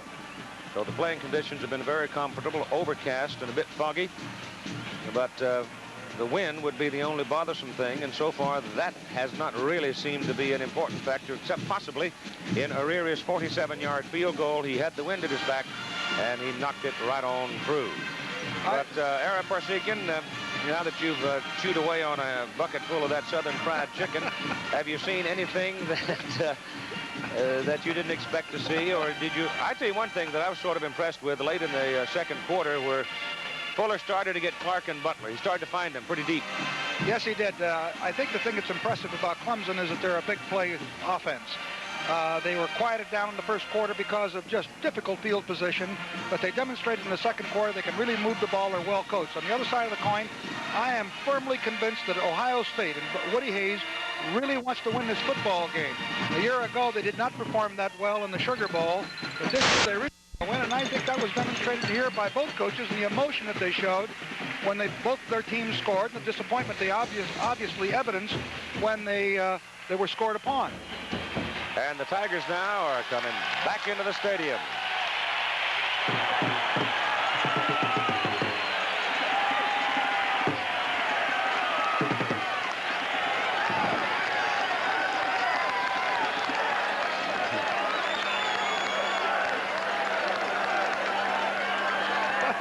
Clemson has come back onto the stadium, turf now. Ohio State will be making there. And ladies and gentlemen, I just want to tell you very quickly that this old goat and his beautiful lady, Katie, will celebrate their 30th anniversary tomorrow. How about that? Haven't put her on waivers or anything. They're great people. Congratulations. Thank you, Keith. About time for the third quarter of play. And the two quarterbacks have been the dominant figures in the ball game so far. Schleister hitting 6 in a row, 96 yards. He's 7 out of 9 for the first half, 123. Fuller, 6 out of 14 for 80 yards. And in one stretch, he hit 5 in a row. And then he went 5 out of 8 for 74 yards in the second quarter. So the two quarterbacks have been very prominent. But I suspect before this game is done, we'll see some more big plays because of people like Fuller, Butler, because of people like Schleister. And you saw Barwig get open. Now, he's a great big target, and one of the reasons we probably didn't have time to point out to you that Barwig going at 6'8", going downfield, working against 5'10" defensive backs, that's a pretty lopsided matchup. You get him one-on-one. You bet. You try to cover a guy at 6'8", particularly when the ball is thrown well. You've got your hands full. And normally speaking, the secondary people are not that large because they have to have the speed and the quickness to both support the run and also defend against the pass. When you get a big tight end coming down there, you've got your hands more than full. There's the young man, Schleister, who has been working out with the basketball team, and once the football season is completed, and it will be as of tonight, he'll go back to Columbus and go to work in earnest and probably wind up as a point guard for the Buckeye basketball team. And that particular group of young athletes made some noise themselves tonight as they defeated Duke in overtime by a score of 90-84 at Madison Square Garden. So, and Keith, you know, in today's specialization, that's really unusual because there are great athletes and they can play both ways, but it's a rarity when you have a youngster that can throw the football, be a quarterback for his team, and also good enough to make the basketball team and play, as you say, a point guard. And being a football player under Woody Hayes, I'd almost bet you my thumb that he'll keep up his schoolwork at a pretty high level, too. That I'll guarantee you. Woody talked about that yesterday at the lunch, and here you see they're enthusiastic. This is an enthusiastic ball club. And, of course, so are the Tigers. And the Tigers have a 10-9 lead as we get ready to go. The Mayflower is carrying our ABC camera there with Joe Hedrick at the controls, is the newest blimp in the Goodyear fleet. Commissioned to fly just 2 weeks ago, and it's the largest blimp in the world. And it's providing a very nice camera platform for Billy Sullivan. And the two teams now on the field. Clemson getting ready to kick off. Number 43 is Murray for Ohio State, and number 47 is Donnelly. They are the deep men. Donnelly is, in fact, both of them sophomores. Donnelly from Cambridge, Ohio, and Murray from Woodbine, New Jersey. Obed Ariri from Nigeria is going to kick off for Clemson. Second half's underway. Obi hung that thing up there at the 1-yard line. It is Donnelly to the 21. Now let's have a look at the big guys who play up front defensively for Clemson. Jonathan Brooks is a senior left end. He's out of Saluda. Jim Stuckey is a big junior tackle from Columbia. That's where the university is located. Rich Tootin, middle guard. He can bench press 500 pounds. Tony Williams, who obviously loves mom. Steve Gibbs, a senior right end. He's a native out of Greer. Randy Scott, the left linebacker from Waycross, Georgia. And Bubba Brown from Loudon, Tennessee, the right linebacker. And it's first down Buckeyes just outside the 21. Schleister turns, gives the ball to Paul Campbell, the fullback, and Campbell hits it up to about the 25. The defensive secondary, Rex Vaughn, is at cornerback for Clemson, number 13. Willie Jordan out of Griffin, Georgia, is the other cornerback. Bubba Rollins is a senior strong safety, and Steve Ryan, a senior free safety and all-conference performer, number 26. Second down, let's call it 6 for Ohio State from the 25. Schleister with it, turns it upfield himself and gets a yard. Diving in to make the tackle, number 35, Randy Scott, the young man we just showed you. Schleister has run the ball 11 times in the game so far for 48 yards. There's the offensive alignment that starts for Ohio State. And up front here are the big guys. And the wide receivers with Ferguson, Fritz, Vogler, Savoca, and Robinson. The football is sitting exactly at the 27-yard line. They've got to go just outside the 31 for the first down. So it's a little bit more than 4 yards. On third down. Murray at the sidelines. He's caught, dragged down. It's Donnelly at the sidelines. Caught and dragged down. And making the play is Rex Varn, number 13. Did a beautiful job of supporting. Rex Varn is the left corner man. You see they're trying a little quick screen, a split end screen. Ball's there, but so is Varn coming up avoiding the blocker. And it's fourth down with Horace in to punt for Ohio State. Jordan is deep for Clemson. Not much of a rush. Oh, beautiful kick. Oh, he shot it out of a cannon. What a kick. All the way back at the 22. Jordan retreating some more. He's gone. Penalty flag. Got a clip.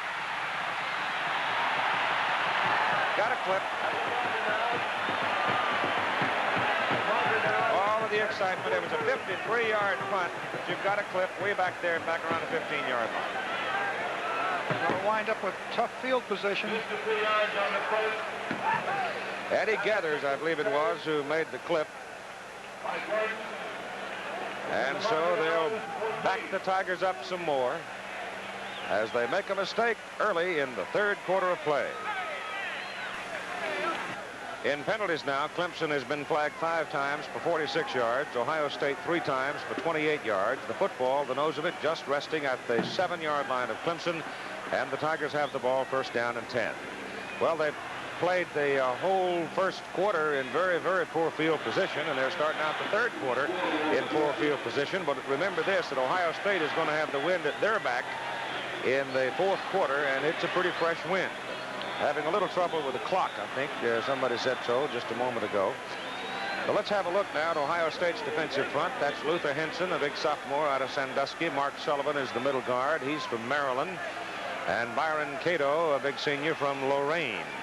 Paul Ross is from Fort Valley, Georgia. He's an outside linebacker, a defensive end, actually. Tom Cousineau, the consensus All-American senior linebacker. Al Washington, who is a sophomore from Cleveland. And Kelton Danzler out of Warren, Ohio, that little town over there in Ohio that produces so many great football players. And Arrow used to go over and camp. We had a few good ones from over there, I'll tell you. The Browner boys out of there. Let's see, what is it, a clock problem here? Yeah, it's a clock problem. Should be 12:02, and it's 13:07. So they're having trouble winding it down. So somebody wind up the old alarm clock and let's get it on. Well, they may have to keep it on the field down there if that clock is out. The defensive secondary people for Ohio State. Mike Guess is a junior, hometowner out of Columbus. Ray Ellis, who's been hurt most of the season, a sophomore out of Canton, but back playing tonight. Todd Bell is another sophomore from Middletown. And Vince Skilling's a sophomore out of Pennsylvania. They're very young in that defensive secondary, and probably one of the reasons they were burned quite a bit earlier this year by some good passing teams. Vince Skilling's made 2 great plays against Michigan, saved 2 touchdowns, really played an outstanding football game. All right, here we go now. They're going to keep the time down on the field, so we won't be able to document it unless they can fix the clock. Here's Warren Ratchford carrying the ball. He almost pops out of there. He gets across the 10 to about the 12, and he got 5 good yards before Cousineau made the tackle for Ohio State. And I thought that little scooter was going to go for a minute. He looks quick. Looked like he was going to pop through that is not there. correct. Ratchford is in at tailback. The receivers, they are alternating them. Dwight Clark was shaken up in the first half with a shoulder after making 2 great catches, but the offensive front does remain intact. Now they've got Butler and Tuttle wide to the open side of the field on 2nd down and 5. And here's a pitch again to Ratchford. To the sidelines he goes, turns it up, dives for the marker, and he's close. Tony Magaro took him out of bounds, but let's see whether or not he reached the marker. Don't think he did. He's just about the length of the football short, about that much. Look at him. He's 5'8" and 155. And he's squirting through there. He looks like a 9-2 man. He's quick. Football is just beyond the 16-yard line. Third down and about the length of the football for a first down with Goggins now in at tailback and Sims the fullback.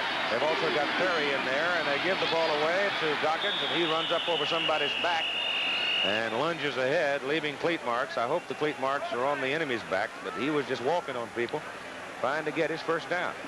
Looks like he, the spot and the mark that he made it.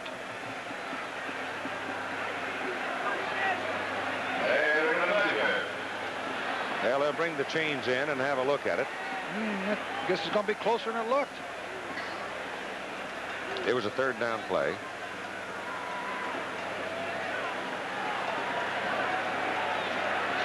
It is close. 1 inch. Woo. Well, you don't want to be playing around down there. You're going to kick the ball. Here comes the punting team. Well, if you're going to turn around, and that's an old constant argument, if you line up in an I formation, you're going to turn around and give it to the deep man. He's got to travel farther to get to the line of scrimmage than anybody else. Well, and that time he didn't get there. Line was all bunched up also. David Sims in to punt for the 5th time in the ball game. Ohio State should have good field position. The ball is hung up in the wind pretty well. And ball goes. Oh, boy. Good coverage downfield by Clemson on a 38-yard punt. And the football is going to be put down at just inside the Ohio State 45. Tomorrow on ABC's Wide World of Sports from Val Gardena, Italy, you'll see some of the great skiers in the world, including Olympic gold medalist Franz Klammer. And from Sofia, Bulgaria, you'll have the World Sport Acrobatics Championship. That's very different, very unusual, exciting competition. That's tomorrow on ABC's Wide World of Sports. And Art Schlichter optioning the ball is whacked down for a loss by Randy Scott. What's really amazing about that play, Ohio State went into an unbalanced line. They had additional protection to the long side. To the left side here, they actually have 4 men. Schlichter fakes the ball, and you can see that Randy Scott is right there before he can pitch it out. Good defensive play. Loss on the play of 3. Third down, well, maybe 4. Third down at about 14 as Art goes back to throw on 2nd and 14. Throws it short to Springs, and Springs is cut down. This time it's Bubba Brown, the other linebacker, who makes the tackle. And he jarred him. I think they put a little delay pattern on, but the linebackers are so quick, they come right back up and stop the play for 2 or 3 yards. Brown nailed him right on the hip, and Rod Springs hobbled off the field holding that hip.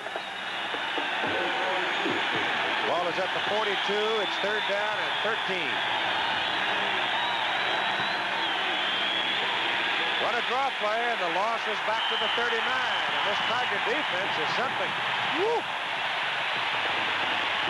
Trying to run a draw play. That time both linebackers got into it, Brown and Scott.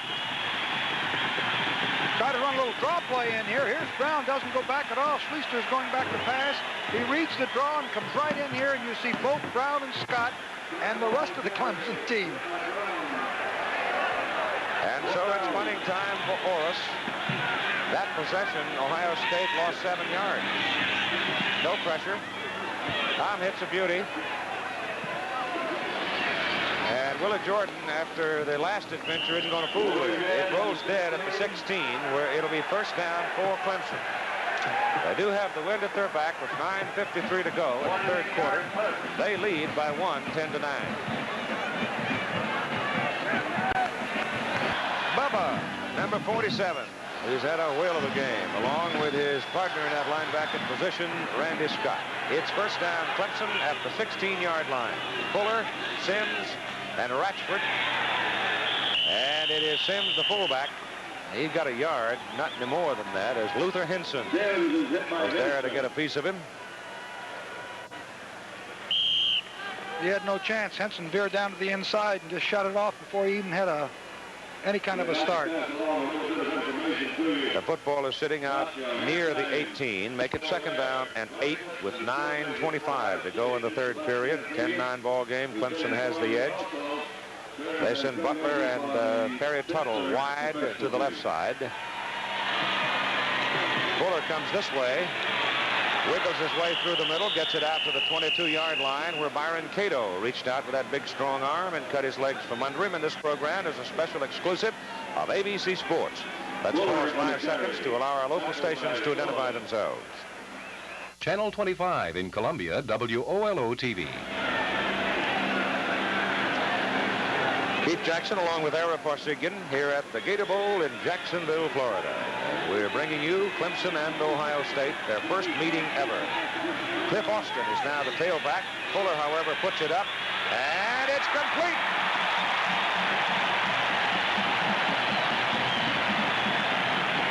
Terrific catch over there by Tuttle, number 22, the freshman from Winston-Salem. That really was some kind of a catch. Here you see Fuller, one of their favorite passes. He just sprints out to the left, turns, gets himself lined up, finds the seam. Look at this. I mean, for him to hang on to that ball is a real credit to Tuttle. It is a first down, and I sort of waited there to see where that Perry got up in one piece, but he did. And the ball is at the 37, first down.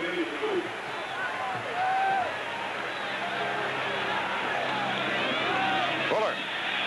Outside it goes to Rochford. No. Is it Austin? Yes, it is. Number 7, the freshman from Scottsdale, Georgia. He's a pretty good size freshman, too, 183 pounds. Tell you what he's else. Quick. Tell you another thing is that you'll see Butler do a great job of blocking over on the sideline. Of course, you see Skillings come over and save the play, but Jerry Butler made a nice block. He's only 6'1", 175, that made that play go. Second down, 1. The ball is at the 46. Fuller throws down the sideline. Pass incomplete, intended for Tuttle. Boy, he was open, too. Now, Fuller just underthrew him a little bit. Fuller intended for Tuttle. Ray Ellis, a sophomore out of Canton, who is playing tonight after missing a good deal of the season with injury. 7 minutes and 57 seconds to go in the third quarter. For Clemson, it is third down and a yard to go from their own 46. See if they go on that quick count again. Yep. Both fullbacks are in there. Give it to the tailback. And Cliff Austin dives it over the left side and appears to have his first down. Austin. I was marking that ball back a little ways if it's going to be close again. Well, they didn't give him the full extent of his lunge, did they? Oh, apparently he either hit his knee or the ball hit and bounced forward. We couldn't see from this vantage point, but it's going to be, looked like he'd made it by a yard, but they moved the ball back. When they get into that short yardage situation, they have both fullbacks, Sims and Tracy Perry, in there, and they do get the first down this time. Missed it by an inch the last time. First down and Tigers. So it's first down Clemson at their 47-yard line. It may be very important for Clemson to get a score on the board of some kind here in this third quarter because they'll go into the wind in the fourth quarter. And the wind is quite fresh. Maybe 15 miles an hour. Gusting to more. Fuller's going to put it up, looking for Butler, and he threw it too high. Well, he had Jerry, but he also had a lot of pressure. Yes, he did. I was watching the receivers in the defensive coverage that time, and it would have taken a perfect pass to get it in there, but Fuller overthrew it. It may have been a good thing. It'll be second down and 10. When they snapped the ball that last time, it was close to the 47. This time, it's close to the 48. But the chain didn't move. Give it to the fullback, Marvin Sims, and he runs over people. First down, Clemson. Woo! You can put that in your textbook when you talk about power running. Oh, he really was determined. He's 6'4", 223. Let's take a look at him from this vantage point. Just a straight handoff to the inside. Looks like he's tackled right there. He avoids that. He shakes off another tackler, which is Lenny Mills, and just bust his way through for a first down. 223-pound junior from Phoenix City, Alabama. It's down very near the 41 of Ohio State. First down, Clemson. 6:56 to go in the third quarter. Fuller, quarterback draw, tries to unload it late, and it's an incomplete forward pass. Cousineau, number 36, Ohio State, was right there. That's a pretty cute little play, though, because he broke Ratchford, the tailback, up into the slot, and if he'd been able to get the ball to him, he had some room. See, Cousino's firing here. Fuller really reacted well. He avoided negative yardage. And you can see Cousino doing a lot of firing on pass plays. And so it's 2nd down and 10 for the Tigers now. Eric Young comes wide to the right side for Clemson. Ratchford to the sidelines. He's got a first down and then some. Boy, he is quick. He stepped out of bounds back upfield at about the 27. Oh, they had a blitz on. Ohio State had a blitz on to that side, and they picked it up beautifully. I'm talking about Clemson. They blocked the man that was supposed to take the running back to the sideline into the Clemson bench.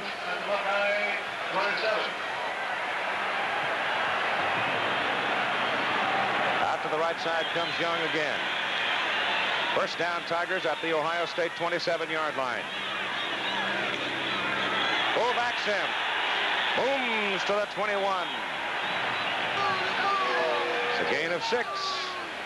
We mentioned earlier, Era and Katie Farsigian have their 30th anniversary tomorrow. We'd like to congratulate KHGI-TV in Kearney, Nebraska, and the entire Nebraska television network as they celebrate their 25th anniversary on the air this week. Good group of people, very much supportive of college football in the great Midwest, out on the plains. 2nd down, 4. Fuller gives again to the fullback. This time the Buckeyes stack him up as he hits to about the 19. Mark Sullivan and Luther Henson were the 2 principal defenders that time for Ohio State. Well, it's amazing how the statistics have evened up. The dominance of Ohio State in the first quarter. And now Clemson has passed Ohio State in total yardage. The football is just at the 19 of Ohio State. They've got to go inside the 17 for the first down. It's 3rd down and a long 2. The tailback has it.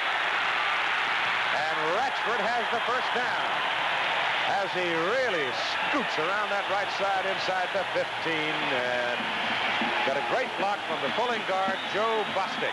He is really quick. Number 71, watch him.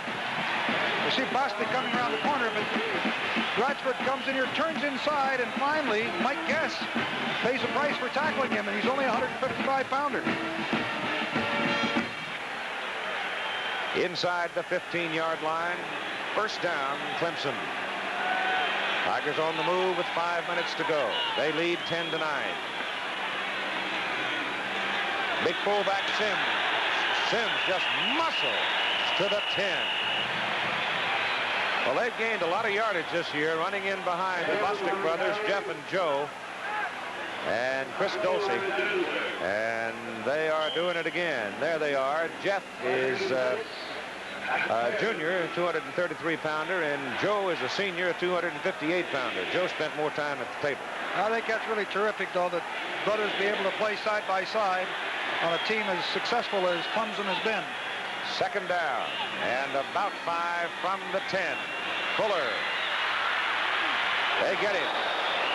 Just a little short of the line of scrimmage. That time Mike Guess, number 12, made a fine play. Number 16, Paul Ross, closed the outside door. He made him turn it back inside, and when he did, Guess was there to get him. Mike Guess did a great job. This is the way a defensive halfback's got to ward off blockers. You can see Fuller is really a man. He comes down around the corner. You watch number 12 coming into the picture here. Steps outside, comes back in, and makes a real fine tackle on Fuller with some supporting help. 17th play in this Clemson possession. 3rd down. Fuller got room. There he goes. He's inside the 5, 1st and goal to go. And it was Lenny Mills who saved the touchdown.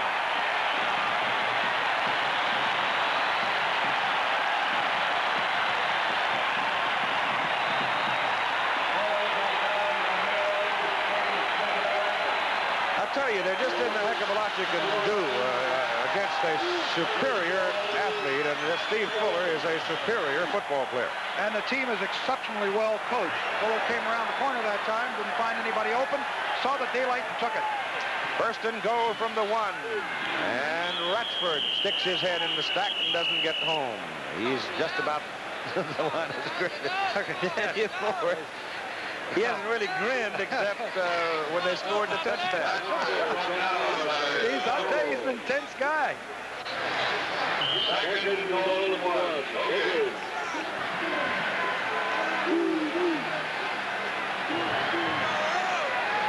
Second down and goal to go from the 1-yard line. Ohio State, goal line defense digging in.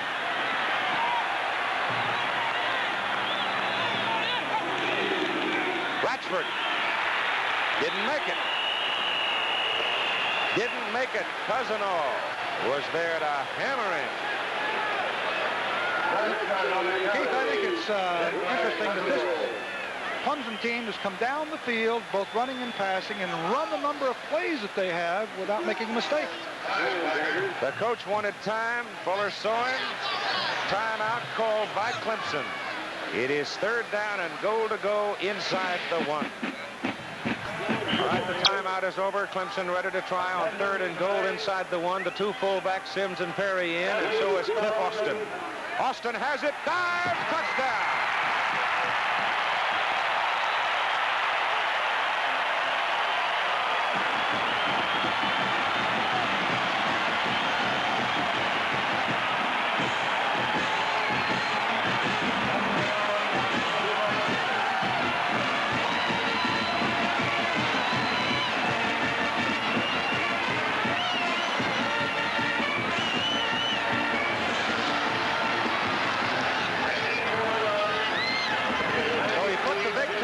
The big freshman in, and he took it over the top for the score. The big fullback's blocking down to get him there. Herrera's extra point try is right through the pipe.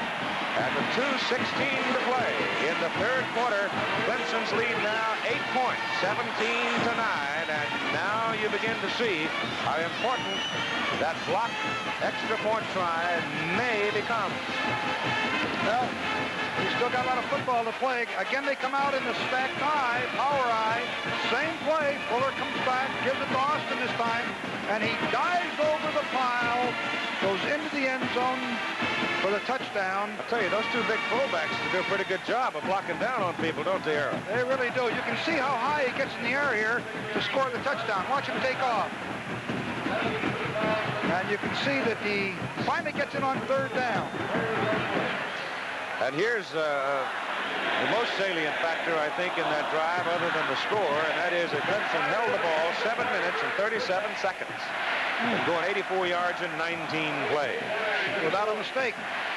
In this quarter on the ground, Clemson has gained 74 yards. Ohio State -1 on the ground. Calvin Murray and Doug Donnelly are deep now for Herrera's kickoff. Clemson leading 17-9, and Ovid hangs it high and drops it in the end zone 2 yards deep. Donnelly brings it out. Oh, look at here. Finally run down from behind and dragged out of bounds out on the 39-yard line by J.D. Haglund, a Clemson wide receiver working on the special teams. He brought that ball, Donnelly did, back 41 yards. And there's the big freshman, Cliff Austin, from Scottsdale, Georgia, who just scored for the Tigers. Donnelly got out on the side of the contained man that time. And the field position, I thought he might stay in the end zone and take the 20 yards, but he made a wise decision. He came out to the 39. 2 minutes and 6 seconds remaining to play now in the third quarter. And Jim Hartley, the referee, just kind of cooling everything down. There's so much noise in this Gator Bowl with both the Ohio State and Clemson bands here. And there will be some noise in the Superdome in New Orleans on Monday at 2 Eastern Time here on ABC as we bring you number 1 Penn State, number 2 Alabama in a battle that very well could produce the national championship team of 1978, and Penn State has never won a national championship. Here's the fake reverse, and Schleister in trouble, flips it away, and it is caught up at the 35-yard line by Ron Springs, and again, a dose of quick thinking by a young quarterback as Jeff Bryant was boring in, and Schleister suddenly spotted an eligible man, springs and flipped the ball to him. It's kind of a little bootleg pass, but he got too much heat and pressure, and Clemson also had good coverage. Alvin Taylor at that flanker position had come around on a reverse and a good fake by Schleister, but he just simply couldn't find anybody downfield to throw it to. And the loss is back to the 34-yard line. Schleister looking to throw again. Now he's going to put it up, and the pass is incomplete, caught on the fly. Grabbing it was Chuck Hunter, but he never got his foot down on the ground. And again, it was Jeff Bryant with help from Rich Tootin putting the pressure. Watch Tootin, that middle guard, come firing through there. And suddenly Schleister had to unload it, and I'm not sure but what he didn't throw that ball after he'd passed the line of scrimmage. Let's see. He gets outside to contain here. He's looking for a receiver. Close. Gets pressure from Scott here coming. Oh, never got out. Yep. Out of bounds. He was right on the line of scrimmage when he delivered the pass. So it's 3rd down and 16.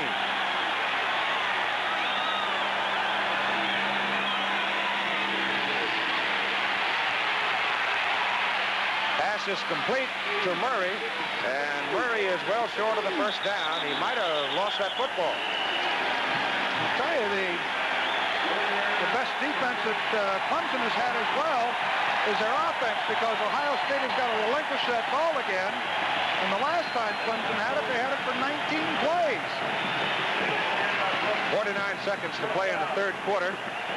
And Tom Orris is in to punt on 4th down and 7 with Jordan deep.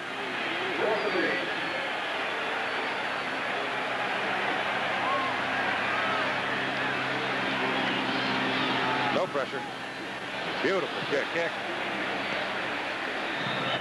Gets it out of bounds. See where they mark it. It'll be somewhere up in the vicinity of the 20, I think. Up. Going to put it all the way out around the 23, where it'll be 1st down and 10 yards to go for Clemson. And Woody now is growing more and more concerned about circumstances, because Clemson leads his ball club by 8 points. Clemson, when they turn around, if they continue to possess the ball for any period of time, will then go working into the wind. And that's exactly what they've done. They've been able to maintain possession of the ball, and Ohio State has had very limited opportunity. That's the best way to stop an offense. Tuttle and Butler deep. The wide receivers to the right side. One probably figures to go deep, but instead they take it to the short side of the field, and there's that little flip play with Fuller optioning down the line to Ratchford, the tailback, and he's rolled into the Ohio State band. Hey, they create so much leverage at the corner so rapidly. The Ohio State defense is not able to react in time to keep that from getting positive yardage, and of course Fuller just knows exactly when to deal the ball off and when not to, and a highly intelligent youngster with a 3.93 average makes good, wise decisions on the field. Terry Vogler down on the field hurt. He's a senior out of Covington, Ohio. He's the brother of Tim, the center, and he's holding a leg. I'm always sorry to see that. We have 22 seconds to play in the 3rd quarter. And things are quiet right now as Woody watches his young man on the field to see if there is an injury to it. Here's what happened to Terry Vogler. There he is at the linebacker spot, number 97.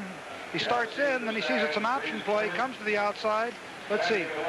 Well, he catches his leg in there on a peel-back block. Very legitimate block. Just got that leg in the wrong position. I hope he's all right. Looks like he's okay. It'll be 2nd down for Clemson. The ball is at the 24, 29-yard line. 2nd down and about 5. I think we ought to give George Olson and the Gator Bowl Association a new down marker, one you can see.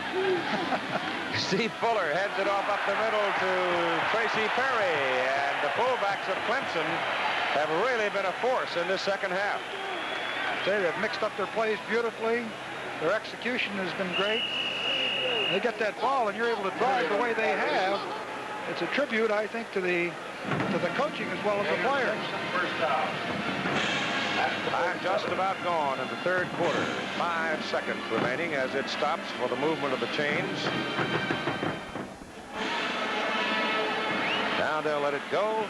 And after 3, our score. Clemson 17, Ohio State 9. Back for the fourth quarter after this message and the word from our local station. Paul Rusty and the Ohio State University Marching Band having some fun on the sidelines here at the Gator Bowl. But their football team's having its problems. They trail by 8, 17-9. We start the fourth quarter. It's first down Clemson at their own 37-yard line. And they keep it inside where they've been very successful with the fullback. Tracy Perry carries. They're really putting the pressure on them because they maintain possession of the ball, and it keeps the Ohio State offense on the sideline. Dwight Clark was injured in the first half after making an absolutely spectacular pass reception. He has a pinched nerve in his shoulder, and I don't think we're going to see Dwight anymore this season. As a matter of fact, he's through in his career. And Terry Vogler has an obvious sprained ankle, and he won't be back either. He also is a senior. Fuller turns around, hands the ball to Perry again, and look at that. Running right in behind 71 Joe Bostic and 53 Kinney, and he just bowls along, and he's got a first down. It's been a long time since the Woody Hayes football team has played a quarter, as they did in the third quarter, and had no first downs, minus 1 yard rushing and plus 1 yard passing, a total offense of 0. That's been a long time since that's happened. Not a single yard in the third quarter. And much of that was due to the fact that Clemson was able to maintain possession of the ball and had it most of the time in the quarter, as well as the defense. Right now, first down at their own 48-yard line. Well, you got something going for you. Just keep working it, I guess, and they keep it in there to the fullback Perry, and Perry this time gets 1. It'll be second down and 9. That's good depth. Clemson has good depth. Here we see the statistics, and see Clemson has moved ahead. The total offense evened up the ball game in time of possession. As you recall, in the first quarter, it was very lopsided in the favor of Ohio State. But without question, Clemson has dominated, particularly in the third period. Yeah, when the opposition doesn't get any yards, it's 0 yardage. So, Fuller, option, up the middle. Fumble! Clemson keeps it. Looked like Kinney, the tackle, fell on it.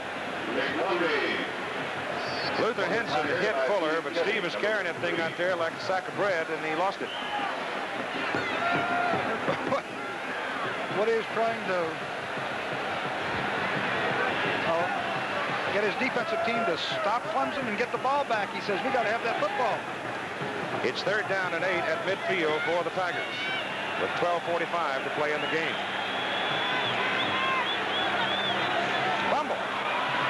Fuller never got the snap. Looked like he pulled away too soon. And Clemson now will kick. So they all of a sudden just sort of go flat here and got to turn it over. Isn't it amazing? They played the entire third quarter practically with error-free, ran 19 plays for that 1 touchdown drive, and then boom, consecutively back-to-back. And I think the fans that watch understand why the coaches on the sideline are always concerned, regardless of what period of time it is in the game and what's happening. Sims to punt. Yes is deep. Good one. Good kick. Yes at the 10. Oh!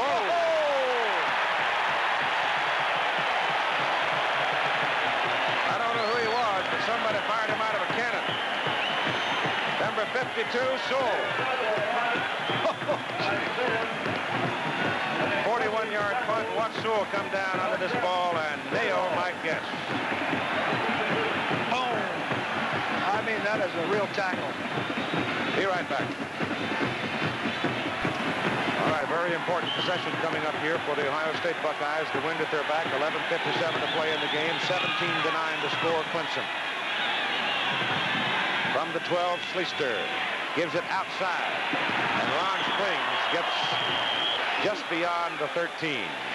Thrown out by Al Latimer, a sophomore from Altamonte Springs, Florida. Well, they came to the short side of the field with the option, but it's been a long time since I've seen a ball club react as well as Clemson does. Their quickness in the team defense, even though they may not be that big, the terrific quickness. Second down, 9. Schleister on a roll. Throws it deep. It is complete to Chuck Hunter. Chuck Hunter got back there deep and got away, and one of the Clemson defenders fell down trying to recover, but he was pretty much out of the play anyway. So let's have a look at it. And they needed this kind of a play, Ohio State did. Takes to the fullback, comes rolling out to his left, and they needed a big play because of the field position that they had and the clock that is going against them. Hunter makes a nice catch, and they've got good field position. And Schleister gets in trouble. Scott missed him. He runs away from him and finally goes out of bounds. Steve Gibbs was in dead pursuit along with David Reed. Reed was the man that finally got to him, but it was Scott, 35, who hit him, and Schleister shook him off. Listen, he's got pretty good speed. He ran away from a couple of folks there and got back to the line of scrimmage, or at least almost, when it looked like there was going to be some negative yardage. Gained the yard. Ball's right at midfield now from the 49 to the 50. It's second down and 9. Straight back. Donnelly going deep. Throws it short. And it's Murray. Cal Murray goes into a crowd on the sidelines trying to get the first down. He's close to the marker with 11 minutes and 13 seconds to play in the ball game. 17-9 Clemson. A touchdown and a 2-point conversion, and we're even. They're going to go for the short yardage first down. Third and a yard and a half.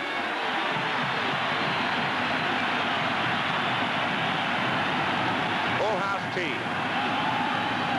Campbell, he gets the first down at the 40.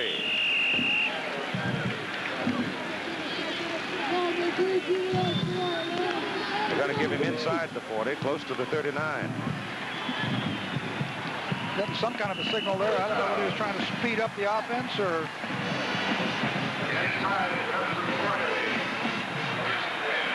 Murray to the right, Gerald to the left. Donnelly to the right. Schleister back, looks at Donnelly, throws it short, and over there to grab it is Rod Gerald on the ricochet. So Gerald catching the ball after it had bounced off somebody upfield. David Reed, I think. Yeah, he was trying to hit the tight end coming across. Is that Barwick there? Can't see the number. You see the ball's deflected. No, it's deflected by the linebacker. Yeah, that was Chuck Hunter coming across. So the defender tipped the ball in. Here comes Gerald down the field. Just turns right here. Reacts well when the ball's tipped. Clemson kind of lucky they didn't get a spearing call there, too, on that defensive back who came up on the tackle. It is a first down inside the 30. Schleister now 14 out of 17 for 179 yards. Schleister still got it. And he's inside the 25 to the 21. Now Ohio State is finding some room with 10:22 to play. The big play in this drive, of course, was that pass that Schleister hit. It took them back from their own 10 or 15 yard line, clear out the midfield, and now they've been mixing up running and passing. Second down, 2. That's the tailback. And it's Cal Murray all the way down to the 12-yard line and a first down. Now Latimer made the tackle, and that's Buckeye football that Woody Hayes loves to see. It's amazing how momentum can shift in the game. Third period, the dominance of Clemson, and now, of course, you see an entirely different Ohio State team. Here's number 82, blocking. That's Ron Barwick. He stays right with Jonathan Brooks and Calvin Murray McShardy. And Schleister turns it upfield, gets to the 7-yard line. And suddenly the Ohio State offensive front beginning to move the Clemson defensive front out of there. On the very first play of the fourth quarter, you could almost sense something changing. But by the same token, Keith, I think that, and I think this is important, in the first quarter, Ohio State drove deep into Clemson territory to be denied on virtually every occasion. And here now we're faced, again, with that tough goal line defense that they put up. Let's see if Ohio State can do anything about it. Second down and 4 from the 6. Schleister. He's down to about the 2. He's short of his first down, I think. He's going to go just inside the 2 to get the first down.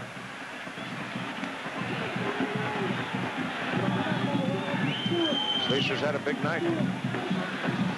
See, Woody's making some kind of a signal here. I'm trying to, pointing to something. Third and 1. Third down and a yard for the first down from the 3. The ball is just inside the 3.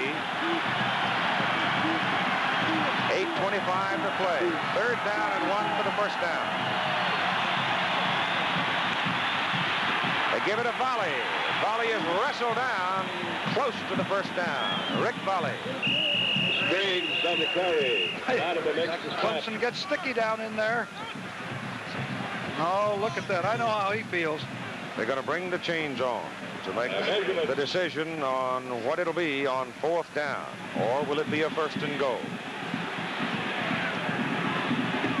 Guessing it's just a tad short. Let's see. No, he made it. Huh? Yes, he made it. Yeah. Oh, they had a lot of those post measurements tonight. Inside the 2.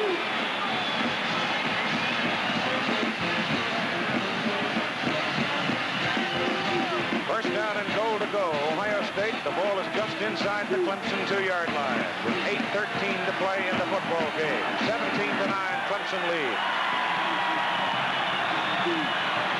Schleister keeps. Touchdown. Well, they can speculate now on what kind of two-point play they'll use.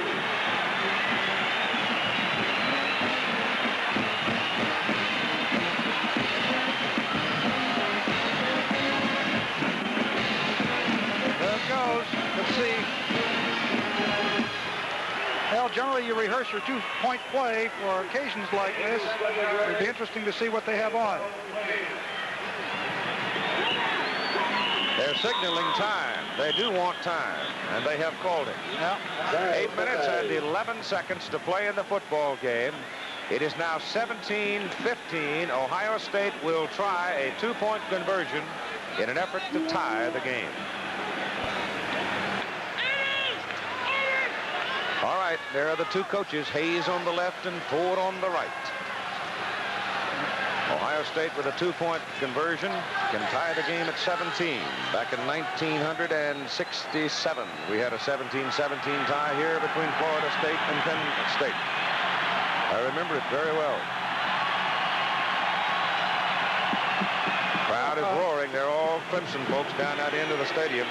Keith, I think it's interesting that Ohio State has requested that the ball be moved towards the left hash mark. Now, you have the option of taking it in the middle of the field or anywhere you want, right or left. Now, instead of taking it clear to the left hash mark, they've taken it 2 or 3 yards to the right or into the middle hash mark side of it.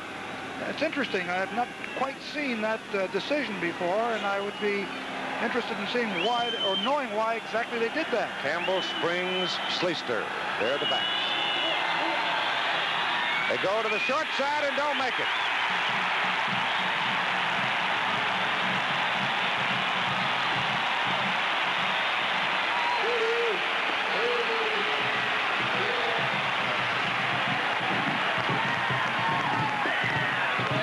It's a funny call. That's all I can say. I didn't expect that call. I expected a student body right or something, but didn't get it.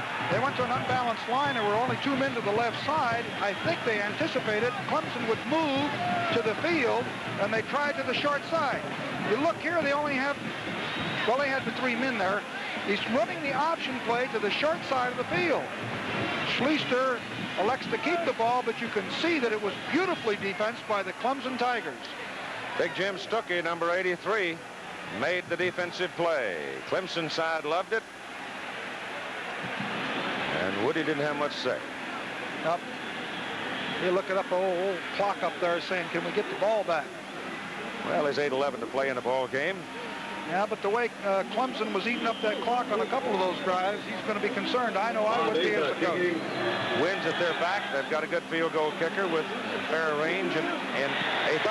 That's Willie Jordan from the 5 out to the 22.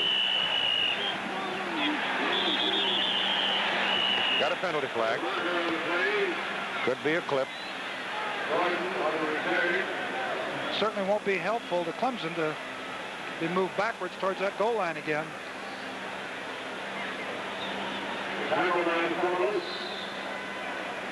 Pretty sure it's on Clemson. They're talking to the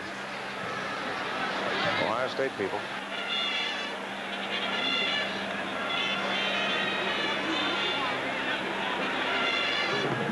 Well, may not be. Personal foul. It's against Ohio State. 15 yards.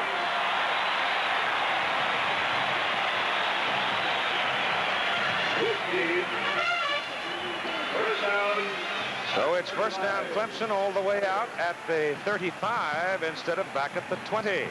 Personal foul. He was apparently explaining it to the Ohio State people on the field rather than giving them any option, because suddenly Jim Hartley walks it up the field. Might have been a late hit. Fuller is the quarterback. Here's Ratchford at tailback, and he breaks it. Warren Ratchford breaks it out to the 47-yard line and a first down. Now, this is the thing I'm sure that I mentioned is the fact that Clemson will be able to possession this ball, and the Ohio State won't get it back. Here's Tom Cousino, All-American, flowing with the play. Is warded off by, looks like Boston. Yeah. Finally comes over on the tackle, but not before a first down is made. And it's 7:40 to play in the ball game. Ratchford now with 8 carries and 46 yards. And it's first down Tigers just outside their own 46. They lead 17-15. Give it inside to Sims, the fullback, and he hammers away for about 2 to the 48. Possession of the ball, very, very important now for Clemson. Their 2 touchdown drives, they held the ball more than 7 minutes on each occasion. As Doug Donnelly, wide receiver for Ohio State, on the bench. Wet towel, cooling off. Critical position in the ball game for both teams, really. Second down and 8 from the 48 of Clemson.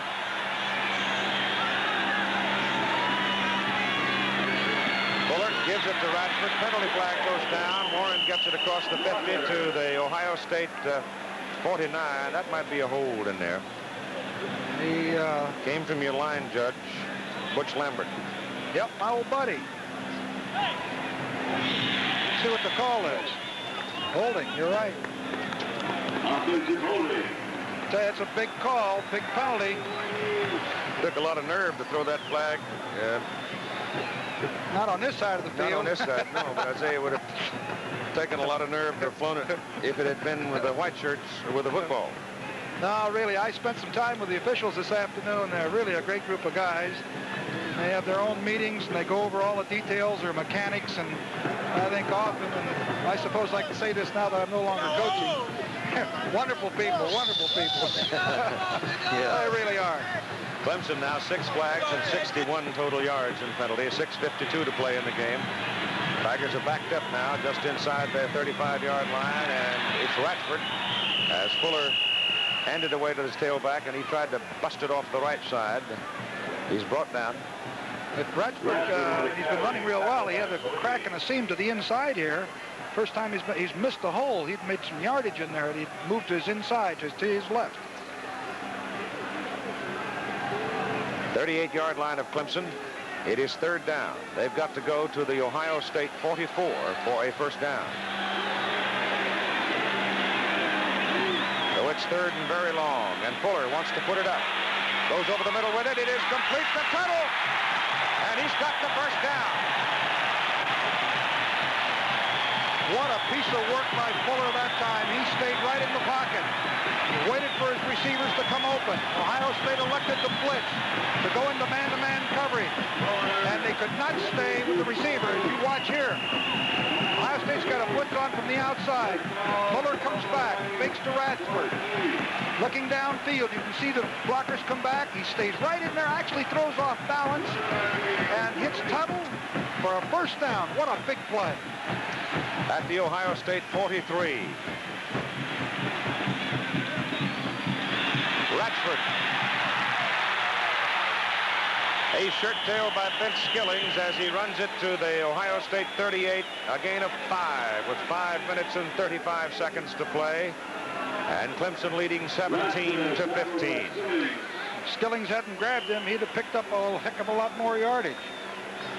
Rashford's having quite a night. He got in the doghouse last year before the Gator Bowl game. He didn't get to play a whole lot. But he's making up for it tonight. Sure is. There's the time ticking away. Second down, let's call it 6, near the 39. Fuller hands it inside to the fullback Sims. And Marvin Sims is close to the Ohio State 35. A good 3 yards short of the first down. And now Woody's prowling the sidelines because the Tigers are sitting on the football. Well, Woody's got to make some decisions on this drive. He's got 2 timeouts left. He's got the clock running at 4:40. Trying to get his defensive team to hold Clemson. Danny Ford's telling Clemson, make that first down.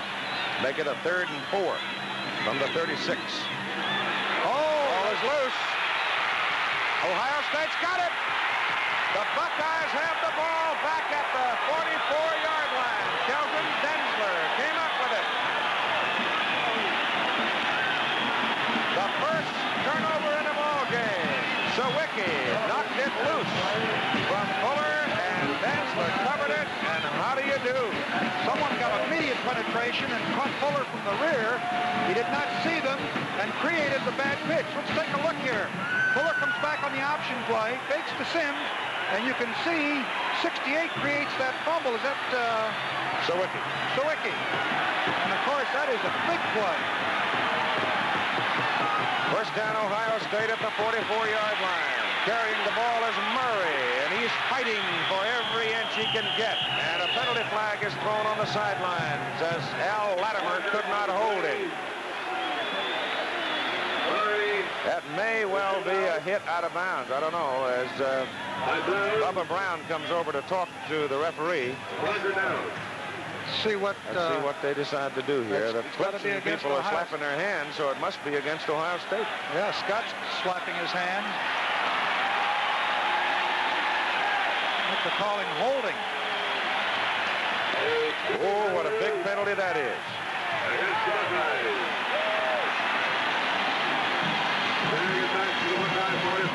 Clipping. That's clipping. Let's see right here. There's 65. Oh, yeah. There's a clip right there. Very obvious. Very obvious. Absolutely. He didn't get one word out of the Ohio State sideline either. Keith Ferguson. The ball is back inside the 45. First down and 20. The pass is complete. Caught by Rod Gerald. And he's hit by Willie Jordan, and he goes down at the 41. He just picked up the 15 yards and a plus a couple. Great piece of work by Schleister and Gerald.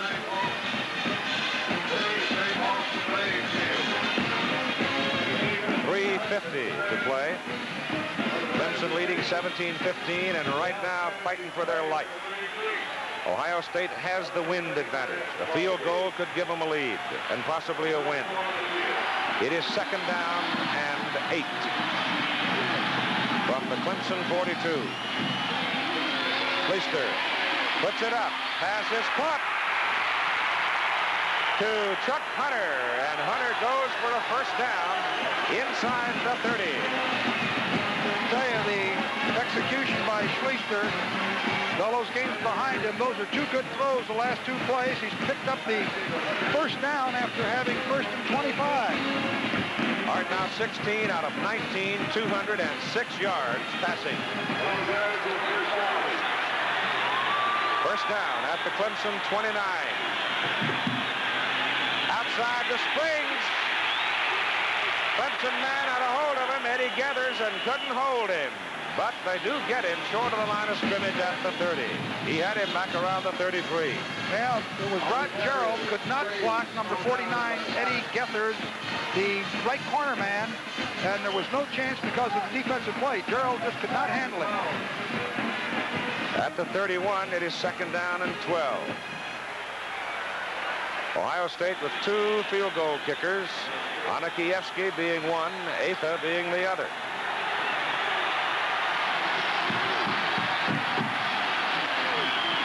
Schleister to throw on 2nd and 12. A lot of room to run. Back down at the 24. Number 84, Jonathan Brooks, brought him down. 2.5 minutes to play. As you see, the clock supered there on the right-hand side of your picture. Schleister has carried 18 times, gaining 70 yards on the ground. That gives him 276 in the game. It's about the total Ohio State offense, practically. You That's think right. he's not something? Whew. 24-yard line, 3rd down, 5. Schleister looks at Donnelly. Throws it short. It's intercepted. Charlie Bauman, the middle guard, intercepted it. Schleister looked into the middle of the short man, and he threw it right in Bauman's hands. The first turnover by Ohio State. And we got a big fight going on. The officials buried in the middle. Come on now, quiet down, folks.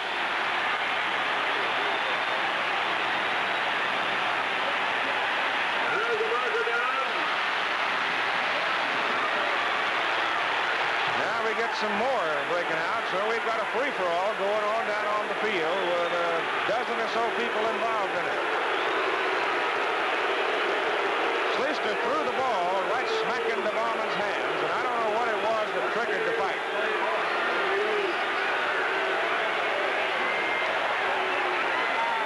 He had Donnelly down the right side, relatively open. That number 22, I believe it is shaken up on the play. I don't really think that he was terribly involved in it. 22 is Tuttle. He shouldn't even be out there unless he got clobbered by somebody during the fight. Apparently, he did not see the interceptor. Well, the middle guard, Bauman, just simply stood up and dropped back. Yeah, he dropped off into the zone coverage. I don't know what triggered the action here on the sideline. There's going to be penalties, obviously, because there are yellow flags all over the field. I'll tell you think the officials don't earn their modest fees with action like this. Let's go back to the last play and see what we can figure out here. See Bauman, 58 now. He starts to go in. Now he's going to come back and drop back. And there you see him coming back into the picture. Now he's what amounts to a middle linebacker. He steps right in front of Ron Springs, the receiver. And he's got the ball. You see Schleister grab his head when he saw that he did that, came back in and made the tackle.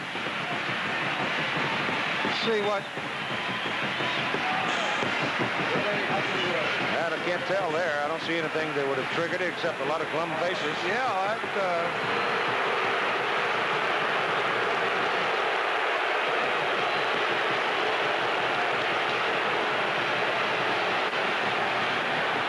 I think your friend Butch Lambert got caught right in the middle of that melee, too. We'll go back to the hotel. We'll see how many patches Butch has got on him. He'll have some bruises.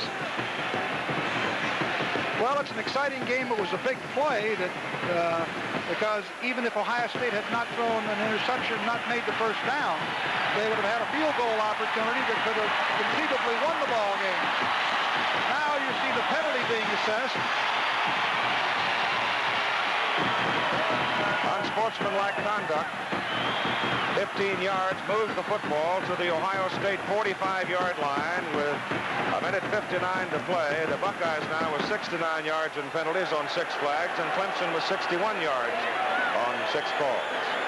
And now Clemson with the ball, first down at the Ohio State 45, and they conceivably could run it out right here. Ohio State has 2 timeouts left. They've got to put a stout defense in there and use their timeouts judiciously.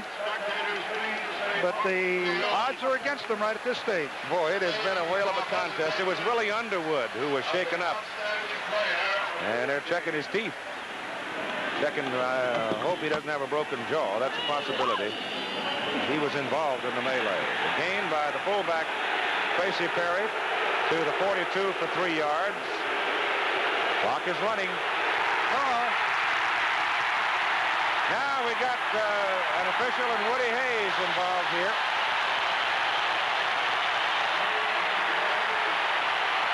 Cousineau, the All-American linebacker, comes across and says to the people on the sideline, "Why don't you guys cool it?" That's Lambert there.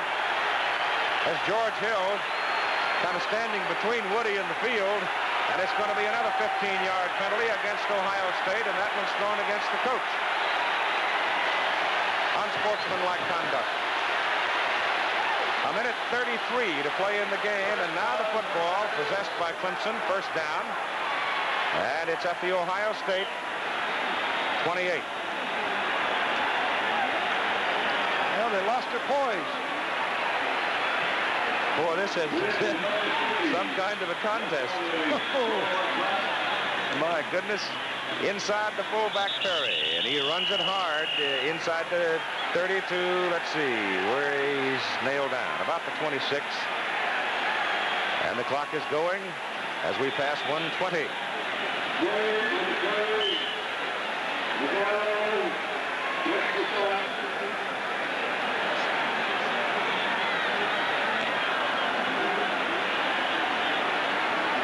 Short of the 25. Air penalty flags. That's going to be too much time, I think, against the Clemson Tigers. They don't care as long as they can wind that clock off. They lead 17-15. They've got exactly 1 minute to play now, and a delay of game penalty of 5 yards. That's a big penalty because Ohio State does have 2 timeouts left. If they use them and they hold here, they might have an opportunity to get the ball back. This obviously will be one of the biggest wins that young Danny Ford will ever have in his coaching career, if his team can hang on. What a way to start.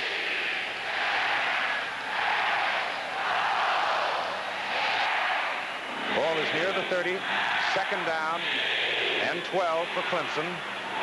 And the clock starts to go now as they keep it on the ground and keep it inside with a fullback, and the clock is running now.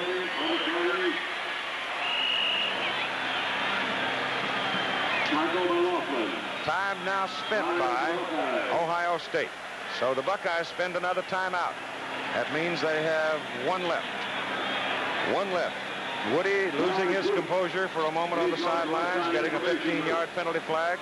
Big fist fight on the field between the players. That one cost Ohio State 15 yards, so they've been flagged 30 yards while Clemson has held on to the ball. And now, with a 17-15 lead and only 53 seconds to play, Clemson still has it.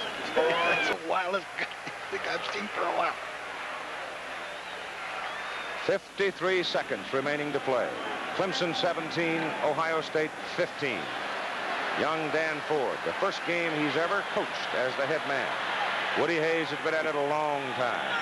It was the veteran who lost his cool and got flagged on the sidelines. Cost his team 15. It may have been an academic thing, but whatever, it certainly gave Clemson the football deep in Ohio State territory.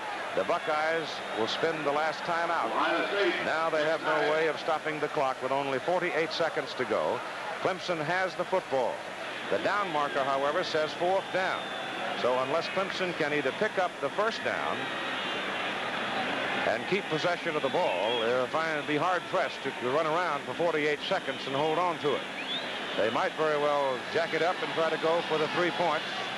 But whatever, you are sure to see Ohio State people get their hands on that football one more time.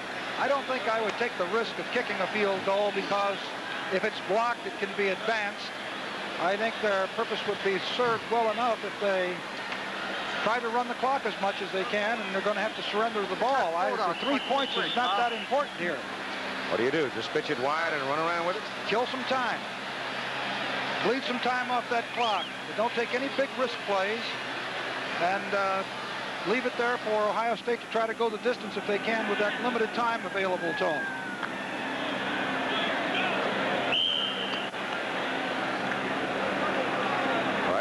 Here comes Clemson up to the ball. 48 seconds to play. Tigers lead by 2. Fuller going to throw it. And he's got the first down. He threw it to Jerry Butler.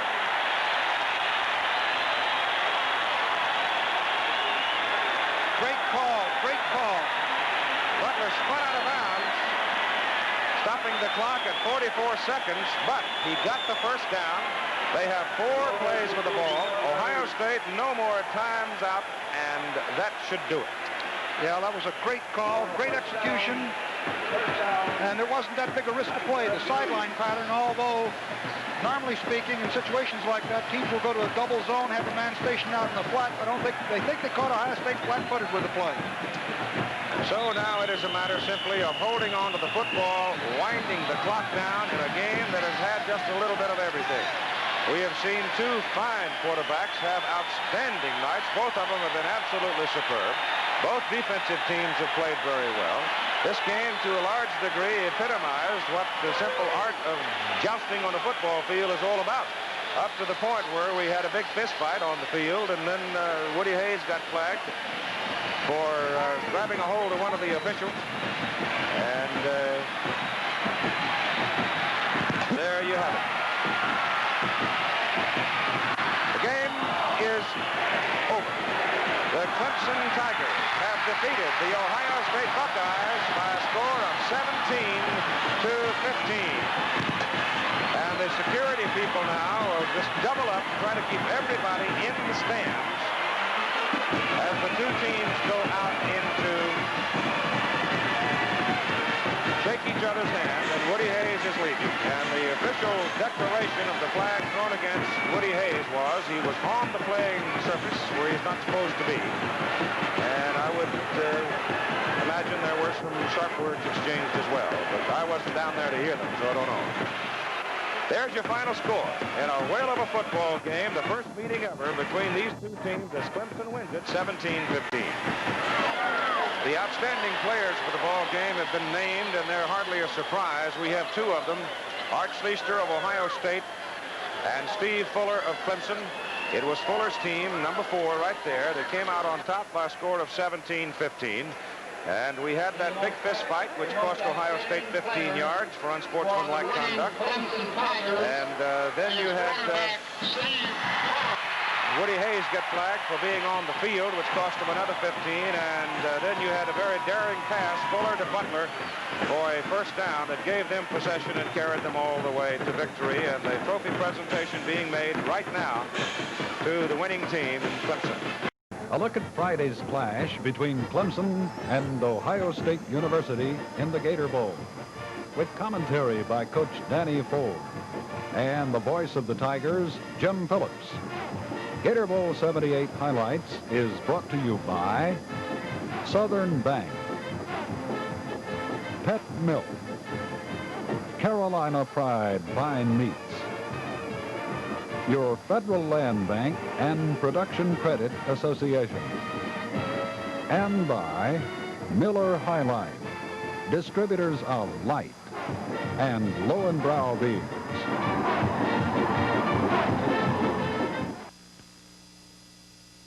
American League. Hi, everybody, and welcome to the first ever Danny Ford Show. And what a show it's going to be because, well, Danny, what can I say? You worked out very, very hard in Florida. You led up to a game that was played last Friday night. If that's not the biggest night of your life up to now, I'd like to know what is. I'll tell you, Jim, Christmas came early at the Ford's house, and it's been a good Christmas, good year. You know, no doubt about it, the biggest day of my life was last Friday night, and we were very, very surprised and that everything happened the way it happened, but we were very, very pleased that everything turned out the way it did. I don't think you were necessarily surprised. You'd worked very hard. I was fortunate enough to be with the team all of the time you spent in Daytona, and I could sense something beginning to happen there in those two-a-days. Oh, I tell you, we worked as hard as we could work, and it was one of the things that we wanted to do. That we had such a long vacation from South Carolina game, we didn't do enough work before then, so we went and planned a hard practice down there, and I think that probably proved that the outcome of the game, the way we worked down in Daytona. And then when we came to Jacksonville, of course, we let up and let the kids get their feet back under them, and they played super, and they just did an outstanding job.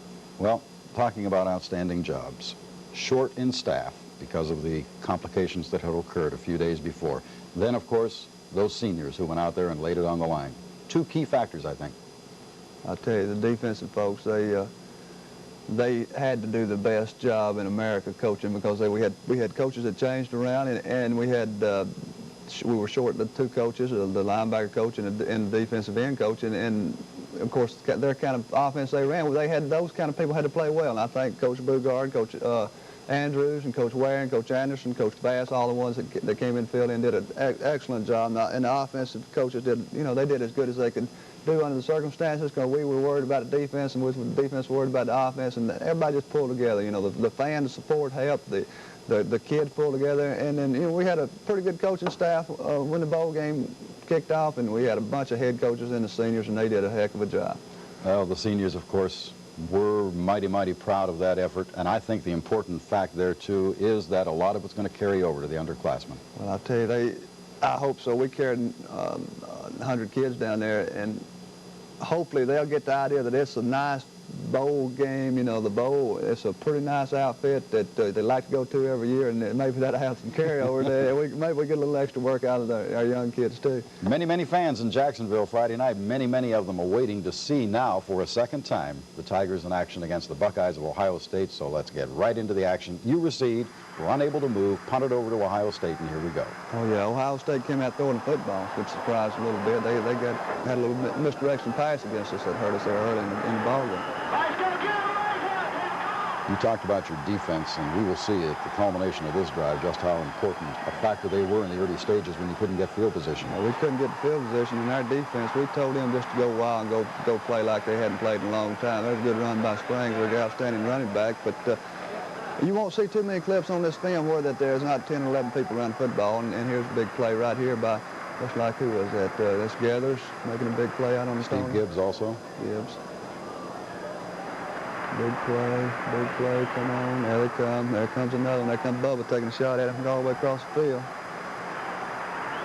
Backed up, they going in, defense got the backs to the wall. Here it is, fourth down play. There's 1, 2, 3, 4, 5. There's some more. So they got plenty of orange people around there, and that was a big play early in the ball game. They had to gamble. They went ahead and wanted to get points on the board. Offense got the football backed up. You got to bring it out of here. One of our goals all year, offensive, was we had to get the football, never punt inside the 10-yard line, and we have to do it the first time we get the football. There's this block right there. Steve does a good job getting a couple of yards on the wheel on the outside. Did you ever feel at that point that you might want to gamble on a big play?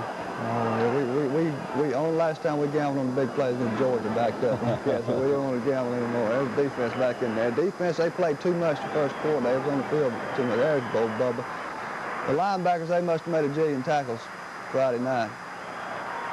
A couple of amazing young men. They're not big enough to be linebackers. I tell you, they are super young men. I'm just so grateful that one of them be back, and we're so grateful to see the other one end up on a great note. There's a good play by Willie Jordan's there. Tootin's over there. There's the band. They always do a good job. Danny, I know you were probably caught up somewhat in the fans' emotion too, were you not? Oh, shoot. I tell you what, if it hadn't been for the fans and the assistant coaches, we would never made it to the ball game, I don't believe. Nice play by Steve.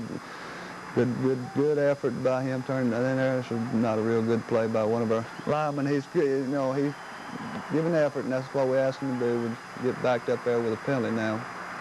Steve comes out, he's going to roll his right and throw it here. Nice catch by Jerry. Good pitch and throw. Field was in good shape. We had a lot of rain there the day before. Their defense back on the field again. They stayed on the field an awful long time. Ah, boy. There comes 3 or 4 nice play by Randy Scott. Brooks is in there. Willie Underwood's around the football. Get a D like that, it makes them a little hesitant the next time through, doesn't it? I tell you, it makes them look around a little bit. There's a nice pass, nice play by their quarterback. Their quarterback played a good football game. He's going to be an excellent player. He's just a freshman. Eddie Gathers wasn't in bad shape on that just perfect throw and catch. Sprint draw, defense, good call by them. They get some yardage. Defense just hung in there. Here it's second time they've been in there close on there in the field, and they just have to settle for 3 here. Their right guard might have moved there early if they didn't catch him. Get 3 points out of it. If they've been in there twice now, don't come out with 3 points, we still in good shape. Offense time. Little misdirection option. That's the 4th series there. We decided we got to do something, slow the linebackers down, and we come back with a fullback inside and misdirection option. Steve does a good job, picks up a bit of yardage there. It's been typical of the Tigers all year. You reach a little crisis area, suddenly they come to the fore. Big play by here, a missed assignment inside. The one of the linemen, that's good effort on somebody getting downfield, and Steve turns and makes a bad play and a good play. Big fullback. That boy Tracy. All we ask our fullbacks do when they get the football, get 4 yards. He did it pretty consistently for you Friday night. Steve sprinting out again. Nice catch. Nice throw. Oh, I tell you, the Clemson people's going to hate to see those two leave. I know a bunch of coaches that are too. Misdirection option again here. Joe Bostic in front. There's Brayhu downfield. There's Steve turning up and getting a first down. Misdirection option on the goal line. Only about the third, fourth time we ran this play, and Steve just runs over a couple of them, gets in the end zone, and makes it happy. Everybody in Clemson is happy right now, and everybody on our sideline is happy. Did you realize at that point that you were leading Ohio State? No, I never did know. I don't know. The only thing I worried about was them getting that 2-point play. Misdirection, there's a bootleg pass. Oh, we missed one right there. There comes 3 more, though. So, it's okay if that first one missing, just so we got a bunch after him after that one. Misdirection pass and reverse pass, fullback in the flat, wide open, and we had I don't believe we've seen that play all year, and they caught us napping on that one a little bit. Throwback post to the tight end, wide open. That old boy, he's 6'8" right there, and old Bubba nearly had to climb up his back to catch him. That wasn't Bubba's fault, anybody's fault. They caught us in a bad coverage, and they just called a good play. And here's another good play by Ohio State. We stayed in that coverage, 2 plays too many, and they called us in it. Here's a big play here, I believe. Is this? Yeah. Steve Gibbs gets his hand They on get illegal procedure, and Steve Gibbs, that's probably the biggest play in a football game right there. And it puts them on the odd point now, and they got to do something later, and it doesn't work for them. So Schleister's given them a 9-7 lead over you. And time's starting to run down in that first half, Danny. We come back, and we get in our 2-minute offense, and we get a penalty. We get a pass interference penalty or pushing on an offense, and Steve just overcomes that and comes back, throws to Clark, and Dwight right here, he rehearsed his shoulder here, separates shoulder again, didn't play anymore after this play, and Dwight started off having one of his best games ever. Here's a little pass to Rashford in the flat, and he does exactly what he's supposed to do, gets out of bounds, stops the clock, and we're going to come back with a draw here and try to get a little bit in the middle of the field, or a little bit better field position, and not too good, but a little bit closer, and O'Reilly comes in, and he hits the ball right in the middle and smacks it through the uprights with no time left in the half. I bet it's the last play of the half, and we go ahead 10-9. So the Gator Bowl 1978 sees Clemson on top of the Ohio State Buckeyes at halftime. There it is by a score of 10-9. Danny, we'll be back to take a look at the second half in a moment.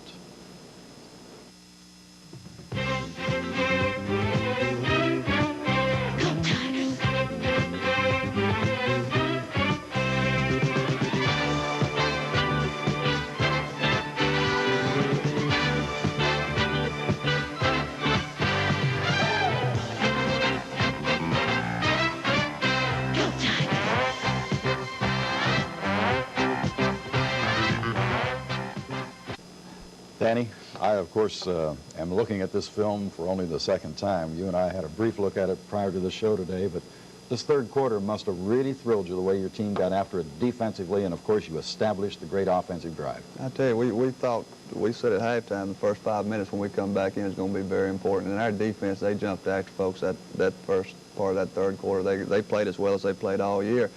Offense had to come back and make a long drive, and it looked pretty good there in the third quarter there early.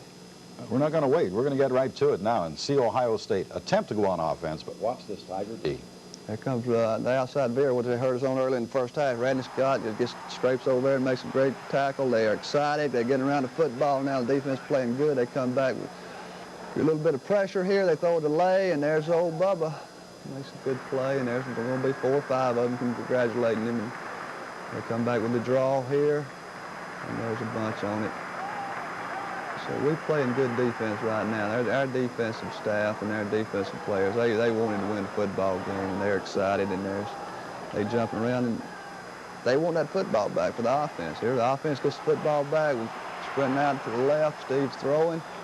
And here was a big play here. Nice catch by Perry Tuttle. That was a big third down play right there. Kept the football, kept the momentum for the offense. Well, we've talked a lot about seniors, Danny, but there's a freshman. I see Cliff Austin in there, a freshman also. I'll tell you, they perform well under the pressures. Yeah, we had a lot of young kids play well. They had no choice. They had to play well for us to win the football game. There's misdirection play, and there's pitch to Austin that you just mentioned. going to be a good running back, I believe. There's a fullback inside, and this is great. Second and third and fourth effort, and Marvin comes up there and gets that big first down right there, and he runs over 4 or 5 them big old Ohio guys. Misdirection, and they bring a hard, nice cut, nice play, nice block by Sims downfield, good block by the wide receiver, and don't hurt little Rat because he's about too little to play. He just does a great job for him. Well, there's a story in itself, Warren Ratchford. I'll tell you a bunch about that young man. He's been through a bunch. That Marvin Sims again getting his 4 yards. It's pretty good movement up front. Our offensive line played well. We was real proud of them. We felt like if we were to win the football game, here's a sweep by Rat and Joe out front. That was a big first down. That was the third down play, 3rd and 4, and Rat made the first down. Felt like we're going to win the football game. The up front people had to win it on both sides, on offense and defense. Here we're going in right here. Steve pulls it down, gets it about to the 2, 3, 1, maybe right down the 1-yard line. Takes us 3 cracks here. We line up in our power offense, which we think we can score any time we get in this formation. And let Austin have the crack at it, and just take that one down and push it ahead. And 16, the point comes up and makes 17. Well, I can imagine that Gator Bowl was erupting because it was obviously very partisan Clemson. There was a lot of orange. Here the defense gets back on the field. They come back with misdirection again, and probably fullback and flat. The game finding good pressure by Steve, doing a great play by their quarterback. But there's 3 or 4 more people back there, and it's a loss of 5 yards right there on that particular pass play. Everybody stayed home there, didn't they? Yeah, they did. Here's good pressure again. He knocks the end down, gets outside. Catches football, but they're out of bounds. We need all the help we can get, so our kids are refereeing a little bit right there. Can't blame them for that. Offense again. Misdirection option. Good pitch, good play, gets you 6 yards. Make 2nd and 3rd down, get easy downs if you get that good first down play. Fullback. That's good movement up front, good blocking up front, good running by the fullback. Tracy and Marvin complement each other so well, as do many youngsters on the team. Really do. Here's a big part of the football games, kicking games. Our specialty people play well, and there's Mr. Buckeye meeting a Tiger right there. That's Jeff Sewell. He makes a great play, great tackle, and our specialty folks have played well all year. Big part of our football team. Good pressure by Stuckey and Tony Williams, good pressure. They throw a nice catch by their young player, big tight end again. Now one of our guys slips down, but they made a nice throw and catch out of it. Quarterback moving football pretty well right here. And that doggone, we tipped the football and should have had an interception maybe, but they make a good catch out of it. Here they come on in, they moving the football. I think this was a 12-play drive for them. Covered 87 yards. It's good play, good outside veer there that they score on.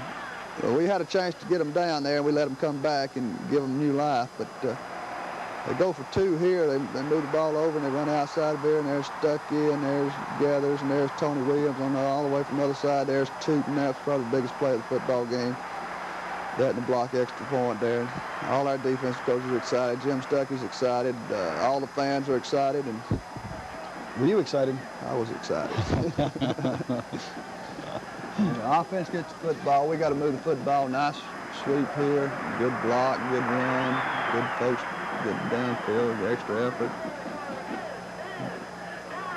Not sure how that got through there. Steve backed up. This comes right after a holding penalty. We get a holding penalty right there on the veer to the left side, and it was about 3rd and 18, and Steve comes back, stays in the pocket well, and hits Tuttle for a first down on 3rd down play. Big play right there.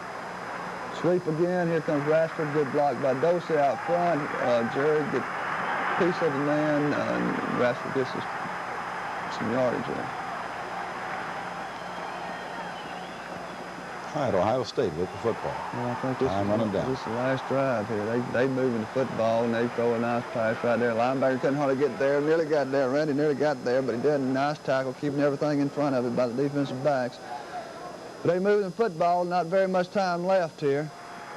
They fake the sprint draw, throw the outcut, and he's open again. They do a good job getting out of bounds, stopping the clock, getting close to that field goal range, which field goal would have beaten us here or put them ahead. Outside veer, Eddie Gator makes a great play, but hold on, Eddie. He just holds on the hip just there, and there comes their game tackling and a lot of orange shirts around. So that's a big play right there at the football game too. And of course, Bowman intercepts the football and does a good job there. And then the most unfortunate incident. We hate that. We really do.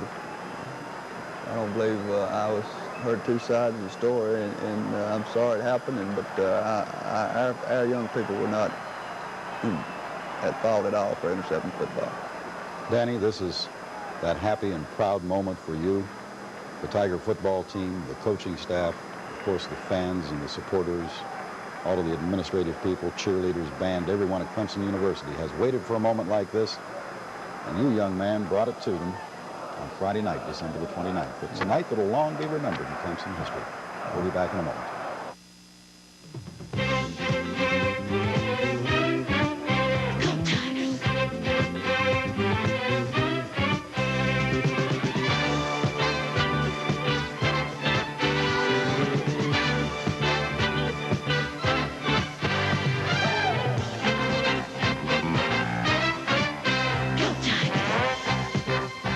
There it was, Danny. A first for you on Friday night as a head coach, and what a job you did. And a first today, sitting here doing a television show like this. Which made you the most nervous? I guess the TV show did. Anything else been in front of people, I'll tell you, they're going to find out I got a lot of improving to do out in the general public, but we look forward to improving on it. I think I can speak for Tiger fans when I say that they're going to enjoy you being yourself, and they'd much rather you be that way. And as long as you coach football teams the way you coached on Friday night, they're not going to be too overly concerned. Danny, again, recognition to the team and the coaching staff for just an outstanding job well done. Really did. I'll tell you, our seniors, and I hate to talk so much about it. I don't really hate to talk so much about our seniors, but they did a super job, and there's some of them that didn't play much. They contributed all during the year, and they just did a super job. We can't say enough about them. The people at Clemson, people out there out the state that saw Clemson play for the last 2 years have seen a pretty exciting group of people that will no longer be lined up in uniform, and we're just so proud of them, and we know they'll be successful in life. You know, another thing, I have to think about this because I saw the scout teams down there working feverishly every day, helping out the guys who were going to play in that football game, and that's got to be big for them to go through an experience like this. It sure is. You know, they just hope that they can remember and say, you know, we would like to go back and be another part of a bowl trip one of these days, and I'm sure they will. You know, if they work at it, you know, that's all you got to do is work and get some breaks, and maybe they'll get their turn. Knowing you the way I do, they'll work. Oh, we got to play football for Clemson. We got to work. That's you know, there's no success story that doesn't come without work. So we just look forward to the opportunity to being the coach at Clemson and getting back on. We got a whole lot of work to do. We lose all those seniors, but we got a lot of good people around too, I tell you. I know you got some other folks there that you wanted to talk about. Oh, I tell you, just like we start with the fans, we can't do anything like that. We had more fan support. I got telegrams from Arizona. I got telegrams from out in El Paso even, and I'd like to congratulate the basketball team. They were behind us 100%. We appreciate their support, and we congratulate them on their victory. And, you know, all the people in the athletic department that makes things happen, you know, the secretaries and the people that don't get all the support or the glory they should get for the work they do, but they've got a lot of people that need credit, and the film people that do the film for us all year, that does the film work here and does film work in the practice and things that help us. There's just so many people. We'd like to thank all of them for their support and their help. And Dr. Edwards, you know, that was his last ball game, so we really are glad that he got to go out as a winning, his last one as a winner. Well, I'll tell you what, I know he appreciated what happened. Now, anyone who thinks that work is over for you and your staff better think again, right? Well, now I guess we go back to work. We had the vacation yesterday driving home from the Gator Bowl, and so we got to go back going recruiting. We got a couple of our coaches going to spend a couple of days in Jacksonville and Daytona there, where they can go to Orlando maybe to the Disney World. And then we're going to come back and go to work Wednesday, and got to go back recruiting and get some players. We got to have some to fill in for all the leadership, senior leadership we lose, and we got to get on the road and go back to work. We'll do that till about February, and then we'll have to start our off-season program in January. It's kind of like a two-part recruiting season. You recruit a lot in the South. Now you'll start working the North even heavier, attempting to sign on the national day. You know, we wanted to be somewhere between 18 and 20 before we broke for the Gator Bowl, and we are at 18. And And we got a bunch. We got about 8 kids coming in this weekend for official visits, and you know, we just need to do a good job and get some of them, maybe some of them Ohio kids that we can go up there and tell them where Clemson's at. You keep mentioning that. You got a new car to drive up there.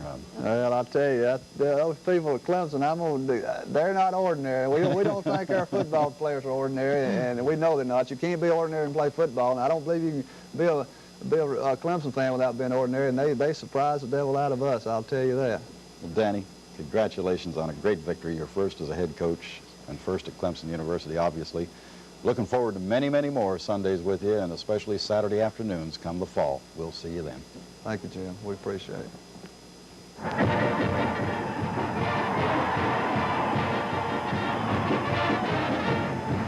This has been a look at Friday's Clemson-Ohio State clash. Gator Bowl 78 highlights with commentary by Coach Danny Ford and the voice of the Clemson Tigers, Jim Phillips.